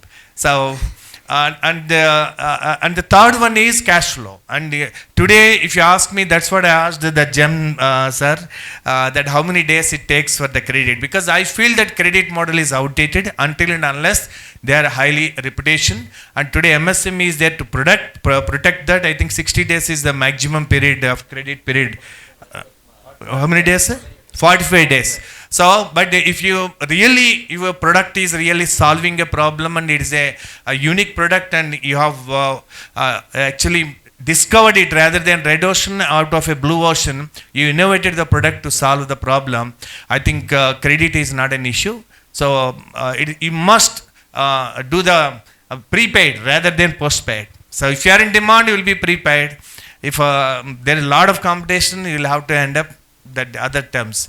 So I think cash flow, if it is not cash flow, better exit in such outdated models. Like recently client came, government contractor, I'm not getting, then why? This is what is called in financial terms sunk cost fallacy. That if you are for 10, 15 years you are doing that business, and it's no more in the future, you know that it's not going to grow, and still you continue because you already been invested about 10 years. That's called sunk cost fallacy. So I think people have to understand that if it is not really benefiting in the future, we need to know when to exit from such businesses. So, and then bottom line up. Ultimately, I think today some people say VC bubble because it's a valuation game, but real profit maybe from ordinary guy in a Gujarati gully makes more profit than the big valuation companies. So if you are not making profit, I think you'll have to look at your real business model. As Dr. Adai just says, the corporate organizational life cycle. So everybody wants to start something, but one after one idea keep coming. So anyway, that like dating, and then finally marries some person, and then baby has come. But the baby, in about 2-3 years, they think they can do anything. Means somehow startup is successful, and they think that they are Superman and can do anything. So one has to understand that market respects masters, because I consider talent in 5 areas: mediocre, good, excellent, exceptional, and masters. So if you are mediocre, nobody wants, you are outdated. And if you are good, you are acceptable, but you are not sellable. And if you are excellent, you are sellable, but you are also replaceable, because today you have plenty of excellent choices everywhere. But if you are exceptional, then market needs you. But if you don't have a marketing, right marketing, or a mentor, or a brand company, then probably world do not know that you exist. So then once market knows about you, they give you the opportunity, and you get the opportunity to serve them. That's how you remain as a master, by serving your customers. Thank you. Yeah, it was a very good score, right? ఇంత అంటే wow అన్నారు అందరూ. Something happened in between Covid time. మా sister వాళ్ళ husband car తీసుకొని నా CIBIL score అంతా పారేశారు కోవిడ్ టైంలో. ఎంత అంటే ఐ ఫెల్ట్ లైక్ ఆయన అవుట్ ఆఫ్ అంటే డిప్రెషన్లో వెళ్ళిపోతాను ఏమైనా జరుగుతానంటే, because I'm a person like I don't want any one surety. If I have assured నేను ఇస్తాను అంటే నేను చాలు, ఐమ్ ఈక్వల్ టు 100 ఆఫ్ అంటే 100 మందికి సమానం. దట్ నా అష్యూరెన్స్ అలా ఉంటుంది. But same time my son is here, Rohit Gali. He says అస్సలు వాళ్ళెవరమ్మా వ్యాలిడేట్ చేయడానికి, means we need not go for any EMIs and all. He want a mobile, he'll go and just cash ఇచ్చేసి తెచ్చేసుకోవాలి ఆ type. Anything is as pay cash. He want buy car in 2026 with by paying money. నాకు వద్దు, is doing మంచి job చేస్తున్నాడు, he doesn't want to go with it. But ఏంటంటే నా CIBIL score అనేది బిల్డ్ చేసుకుంటే మంచిది ఎప్పటికైనా కానీ. You have money, keep in the bank. Same thing with EMI also, but you will have some score. So what do you say on this? నేను చేసేది కరెక్టా, వాడు చెప్పేది కరెక్టా అనేది ఎప్పుడు నా మైండ్లో నడుస్తూ ఉంటుంది. I go with EMI, I'm a very good payer. అంత స్కోర్ పడిపోయినా again I build my score to 732. Again I'm an a good దిక్స్ థింగ్. అందరూ ఎంకపడతాను, మేడం లోన్ తీసుకుంటారు, లోన్ తీసుకోవడం loan. Again I have come to that stage. So నేను అలా believe చేస్తాను, వీడేమో అలా తీసుకోకూడదు అంటాడు బాబు. So whether he should build a score or not, that's my question to sir. అంతే. I have a company called Mudra Flexible Printers. I'm doing business since 20 years, and I have come to a certain stage that my capital got we do business. Look, it will be in stock or it will be with the customers. But when I went to bank, what they are saying is only 20% they are going to give loan. That is approximately 20% will be what I have already taken. Now I want to scale up. And there's a lot of potential for my product. I'm into packaging, so everybody needs packaging. So what should I do? If it is 20% they are giving because I'm doing only that turnover, then if I want to increase my turnover, what should I do? If I don't have a financial background. మేము ఒక bank MSME loan కోసం approach అయ్యాం. So we started one computer training institute. So that అక్కడ మాకు face అయిన issue ఏంటి అంటే, మా మిస్సెస్ నేమ్తో ఇన్స్టిట్యూట్ రన్ అవుతుంది. మేము ఆల్రెడీ ఉద్యమం అన్నీ రిజిస్టర్ చేసాం. ఆఫ్టర్ దట్ ఏమైందంటే, కోవిడ్ టైంలో సమ్వన్ యూజ్డ్ హెర్ డీటెయిల్స్. ఒక email ID, mobile number 10 numbers ఉంటుంది కదా, అది 11 నెంబర్స్ ఉంది. సమ్వన్ ఎవరు ఎక్కడ ఎంక్వైరీ చేశారో తెలీదు, but someone are used. Bank manager ఏం చెప్పారంటే, మీ మిస్సెస్ నేమ్తో సిబిల్ చెక్ చేస్తే అందులో ఈ ఎంక్వైరీస్ ఉన్నాయి, దీనివల్ల ఇది ఎఫెక్ట్ అయింది, so you are not eligible అని చెప్పారనమాట. సో అక్కడ పాయింట్ ఏమన్నారంటే, ట్రాన్స్ యూనియన్ అనే ఒక సిస్టమ్ కంపెనీ ఏదో ఉంది, వాళ్ళకి మీరు మెయిల్ పెట్టండి, వాళ్ళ ఇష్యూ సాల్వ్ చేస్తారు, ఆఫ్టర్ దట్ మీరు రండి అని. అయితే ఇక్కడ పాయింట్ ఏంటంటే, వాళ్ళకి మేము మెయిల్ చేసాం. ఆల్మోస్ట్ ఇప్పుడు 4 months అవుతుంది, నో రెస్పాన్స్. ఇప్పుడు ఇలాంటి స్టార్టప్స్ ఎవరైనా ఏదైనా స్టార్ట్ చేద్దామంటే, ఎవరో ఎక్స్ అనే పర్సన్ వల్ల ఇబ్బంది పెడితే మనం ఎలా వాటిని రిజాల్వ్ చేసుకోవాలి? That is the point. అంటే బ్యాంక్ మేనేజర్ సైడ్ అదొక్కటే ఇష్యూ చెప్తున్నారు, పోనీ అది మనం చేయలేదు, ఎవరో ఎక్స్ అనే పర్సన్ చేస్తున్నారు, పోనీ ఆ పర్టికులర్ పర్సన్స్కి మనం కంప్లైంట్ చేస్తున్నాం, అక్కడి నుంచి ఇన్ఫర్మేషన్ కానీ రిజాల్వ్ కానీ ఏది జరగట్లేదు. సో ఇప్పుడు సిబిలే మెయిన్ అని చూస్తుంటే స్టార్టప్స్ చాలా వరకు ఇబ్బంది పడుతున్నాయి. So that's my question, sir. You have a reputation that you are eligible for loan, so you want to avail a loan and you want to repay under EMIs, isn't it? And choice you have to make which is beneficial to you. CIBIL డెఫినెట్గా ఏంటంటే, if you take a loan and keep paying, CIBIL score already తక్కువ ఉన్న వాళ్ళకి improvement over a period అవుతూ ఉంటుంది. That is common, that is how that engine works. అదేంటంటే, ఎప్పటికీ ఒక పర్సన్ని it never shows that he's dead. అరే ఒకసారి స్కోర్ 300 అయిపోయింది ఆర్ 650 550 అయిపోయింది, he will remain in that bracket అని కాదు. అగైన్ ఆయన కొత్త లోన్ తీసుకొని again he showing discipline for about 2 years and పాతవి ఏమైనా ఉంటే ఇర్రెగ్యులారిటీస్ అవి రీపే చేసుకుంటే ప్రాంప్ట్గా there every chance that CIBIL score will grow but not immediately over a period of time.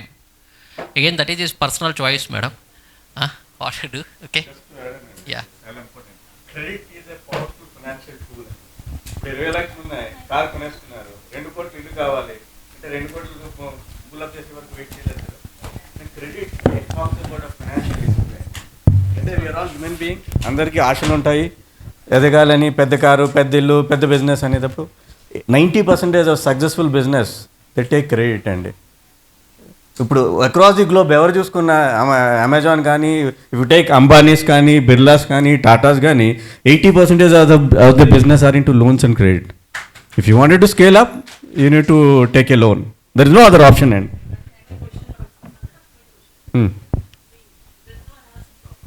Okay okay, అదే మ్యామ్. ఎందుకంటే property will give you an IRR of around 26%. Debt అనేది loan తీసుకుంటే 12% అయిపోతుంది. Debt is always cheaper. ప్రాపర్టీస్లో you can get a better IRR, అంటే growth అవుతుంది కాబట్టి asset. So okay, అంటే it's a debatable subject ma'am. అంటే ఇట్ ఆల్సో డిపెండ్స్ అపాన్ అంటే the way you project your cash flows ఉండే. అప్పుడు అటువంటిది అప్పటికి క్రెడిట్ ఎట్లా వెళ్ళాలంటే మ్యామ్, అంటే పిఎస్యూ బ్యాంక్స్ కానీ, ప్రైవేట్ బ్యాంక్స్ కానీ, they follow the principle of conservatism. అంటే playing safe. Public money deposit చేసుకొని మళ్ళీ మనకు లోన్లు ఇస్తారు. కాబట్టి మీరంత అగ్రెసివ్గా ఉన్నారు, వెరీ అసర్టివ్గా ఉన్నారు, ప్రాపర్టీస్ ఉన్నాయి, ప్రొజెక్షన్స్ ఉన్నాయి అంటే then you need to approach either NBFCs కానీ, ఏఎఫ్స్ కానీ, ప్రైవేట్ క్రెడిట్స్ ఫండ్ కానీ, అంటే మాలాంటి వాళ్ళు. మేము ఏంటంటే we don't look at other things, we always look at future projections.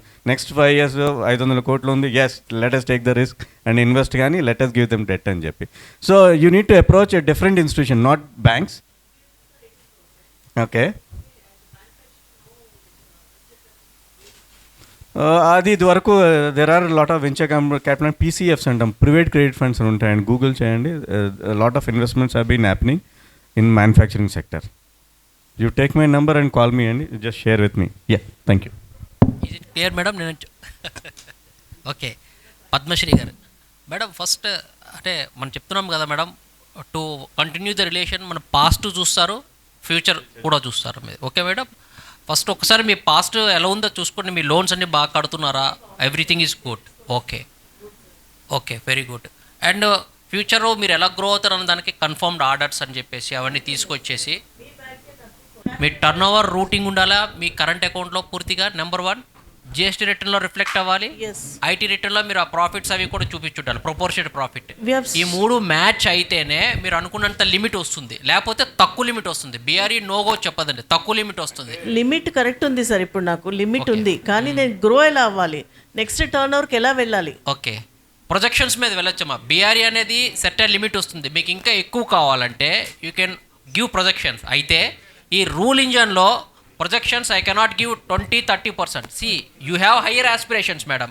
కానీ బ్యాంకు జనరల్గా ఎకానమీ గ్రో అవుతుందంటే ఏదైనా కంపెనీకి 10% 12% గ్రోత్, జనరల్ గ్రోత్ వస్తుంది. ఆ గ్రోత్ యాక్సెప్ట్ చేస్తారు.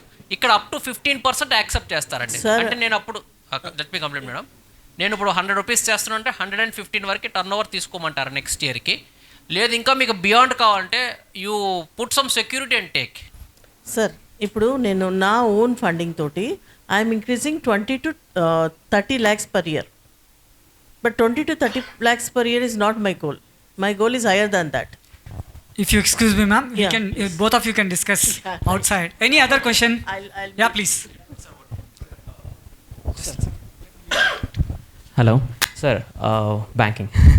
Sir, actually, recently we have applied for a MSME loan. Actually, 1 crore and 40 lakhs separately. So for which we got that commercial CIBIL అని చెప్పి కొత్తగా పిక్చర్లోకి వచ్చింది. So what is that actually? It is all about your entity అండి. మామూలుగా సిబిల్ తీసాము, sole proprietorship firm నాది. So నార్మల్గా ఒక సిబిల్ తీసి CIBIL is clear. Actually this commercial CIBIL అని చెప్తున్నారు, సిఎంఆర్ ర్యాంకింగ్స్ రావాలి అంటున్నారు. What is this exactly? C 2 CIBILs. What is personal CIBIL for the promoters? Okay. Commercial CIBIL is for entity. Entity ఉన్న pan number basis మీద తీస్తారు. అంటే సోల్ ప్రొప్రైటర్షిప్ ఫర్మే ఉంది నాది, సో ఒకటే ప్యానే. అదే సో మీ పర్సనల్ పాన్ ఆ పాన్ ఒకటేనా? ఒకటే ఉంది, ఒకటి సోల్ ప్రొప్రైటర్ అంటే ఒకటే వస్తుంది సార్, రెండు రాదు. అంటే ఒక్కోసారి ప్రొప్రైటర్కి కూడా నాన్ పర్సనల్ కింద we can take a pan. ఒకటే అయినప్పుడు ఇంకా కమర్షియల్ సిబిల్ అంటే డిఫరెంట్గా ఏముంటుంది, మీకు ఒకటే సిబిల్ ఉంటుంది. సో కమర్షియల్ సిబిల్ అని తీశారు. So is from the ICC bank actually. Okay. So అక్కడ తీసుకున్నప్పుడు కమర్షియల్ సిబిల్ అని తీశారు, దాంట్లో ర్యాంకింగ్స్ అన్నారు. సో దట్ ఎంఎస్ఎంఈతో లింక్ చేసి యాక్చువల్గా లోన్ ఇదనమాట. సో ప్రాసెస్ అండర్ ప్రాసెస్ ఉంది, బట్ స్టిల్ ఇది ఏంటి అసలు కమర్షియల్ సిబిల్ అని we never came across actually. Commercial CIBIL అంటే దిస్ ఈస్ ద థింగ్ అండి, CIBIL that reflects the transactions or the credit history of your company or firm whatever partnership. Not in CIBIL స్కోర్లో ఏదైతే report ఇచ్చారో సిబిల్ రిపోర్ట్లో లేదు commercial CIBIL rankings. Okay. But this is separate report as I came to know recently after discussing. ICICI bank అంటే సర్సార్ report అంటాం, internal గా valuation చేసుకొని మీరు individual report CIBIL report base చేసుకొని ఇంటర్నల్ ర్యాంకింగ్ చేస్తారు. No this is from this central government portal నుంచి తీస్తారు, పర్సనల్ వ్యూస్ సిబిల్లో తీశారు. అంటే మీకు ఏమైనా మల్టిపుల్ లోన్స్ ఏమైనా ఉన్నాయి అదర్ ఇంకా మెనీ లోన్స్ అవన్నీ క్లియర్ చేసేసాము. So everything is clean sheet. So ఏంటంటే మీకు రిమార్క్ ఎంట్రీ కాలంలో మేము లాగిన్ చేసేటప్పుడు మల్టిపుల్ లోన్స్ కలెక్ట్ చేసినప్పుడు సెర్సాయి అని చెప్పి కమర్షియల్ సిబిల్ అట్లా తీసుకుంటే ఒకసారి మీరు బ్యాంకర్తో మాట్లాడుకుంటే ఈ కెన్ గైడ్ యూ అండి. అందుకే వాళ్ళు అడిగితే వాళ్ళు కమర్షియల్ సిబిల్ గురించి చెప్పట్లేదు, బట్ ర్యాంకింగ్స్ లేదు మల్టిపుల్ లోన్స్ ఉన్నాయి అంటున్నారు కాబట్టి మల్టిపుల్ లోన్స్ ఉండేటప్పుడు కమర్షియల్ సిబిల్ కింద కన్సిడర్ చేసి సెర్సాయి ర్యాంకింగ్ చేస్తారండి. All private bank does it. మీకు సెక్యూరిటీ కూడా ఇచ్చారా? లేదు, ప్రాపర్టీ అటాచ్ చేసాం. Ya we have done that without property వాళ్ళు. Ya okay. మీరు యాక్చువల్లీ అంటే సిబిల్ ఎవరైనా తీస్తున్నాడు అలర్ట్ వస్తుందండి, మన పర్సనల్ సిబిల్ ఎవరైనా తీస్తే అలర్ట్ వస్తుంది. And you can escalate these things to through the bank కూడా ఎస్కలేట్ చేయొచ్చు. అండ్ యాక్చువల్లీ సిబిల్ కరెక్షన్స్కి ఏజెన్సీస్ కూడా ఉన్నారు. అండ్ వరస్ట్ కేసులో we can approach them through the mail ID also, help desk ద్వారా కూడా ఇవ్వచ్చు. బట్ సివిల్ కరెక్షన్స్కి వీ నీడ్ సమ్ పేషెన్స్ అండి, ఖరాబ్ అయిపోవడం చాలా ఫాస్ట్గా అయిపోద్ది, కరెక్ట్ అవ్వడానికి వీ నీడ్ టైం. మన ఎంఎస్ఎంఈస్ అందరికీ చాలా మందికి ఏం చేస్తున్నారంటే ఒక లోన్కి 10 మందికి డిఎస్ఏలకి పంచిపెట్టేస్తున్నారు. సో దానివల్ల ఏంటంటే రిమార్క్స్ అంటే సిబిల్ ఎంక్వైరీలో కనబడి మీ స్కోర్ కార్డ్ తగ్గిపోతుంది. అందుకని 10 పాయింట్ తగ్గిపోతుంది. మీరు అంటే ట్రస్ట్ పోతి ఏజెంట్, ట్రస్ట్ పోతి బ్యాంకర్ ఎవరైతే వాళ్ళ దగ్గరికి వెళ్ళి ఇచ్చాడు. అందుకే చాలామంది ప్రింట్లు తీసుకొని ప్రింటే కదా 10 మందికి ఇచ్చేస్తున్నారు, 10 లాగిన్లు చేసేస్తున్నారు. సిబిల్ స్కోర్ ఏంటంటే 900 నుంచి 650కి వచ్చేస్తుంది. బ్యాంకర్ అడుగుతాడు ఇన్ని క్వైరీస్ ఎందుకు వచ్చినాయి అండి మీ పర్సనల్ లోన్ కానీ. సో ట్రస్ట్ పోతి రిలయబుల్గా ఉంటారు, చేస్తారు అంటేనే, అంతేగాని పంచిపెట్టద్దు లోన్స్ కోసం అట్లో. బిఫోర్ క్లోజింగ్ ఒక విజ్ఞప్తి అండి, these are all my personal views, nothing to do anything with my organisation. Okay, just ఔత్సాహికంగా నేను మాట్లాడడానికి వచ్చాను, గమనించవలసిందిగా ప్రార్థన. So we are closing, but before closing, One because last question. we have CEO of Suman TV. So we are, sir, floor is yours. You have 2 minutes. Good evening. తెలిసి ఉండొచ్చు Suman TV managing director. అంటే మన ఎంటర్ప్రైన్యూర్స్కి కానీ business మ్యాన్కి కానీ any business brand building కానీ ఏదైనా Suman TV ఖచ్చితంగా సపోర్ట్గా ఉంటుంది. చాలా స్ట్రాంగ్గా మీ బిజినెస్ని బిల్డ్ చేయడంలో ఖచ్చితంగా సుమన్ టీవీ సపోర్ట్గా ఉంటుంది. ఇక్కడికి వచ్చిన ప్రతి ఒక్కరికి thank you so much, because నేను ప్రిపేర్ అవ్వలేదు, sorry. Thank you. Suman TV అంటే it's a game changer in digital revolution అండి, సుమన్ గారు చేసింది. Thank you, sir. That's this short and very effective message. So we will be assembling in the main hall now. Please proceed. At 5 o'clock we have tea break. Thanks. Thank you, sir.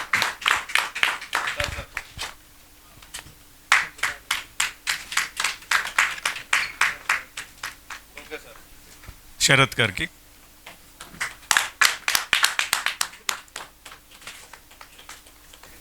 Shri Ravi Varma గారికి. Sir please come.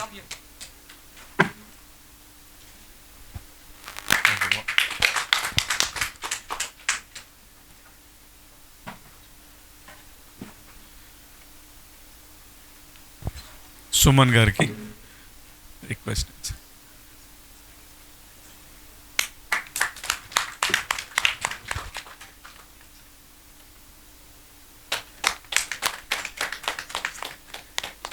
Vishnuvardhan గారికి. Sir Next time Sibyl is not there.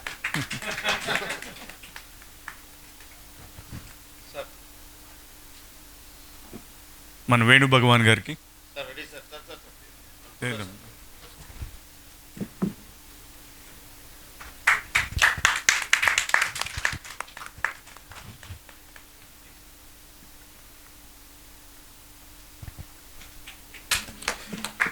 Thank you so much అండి. Thank you.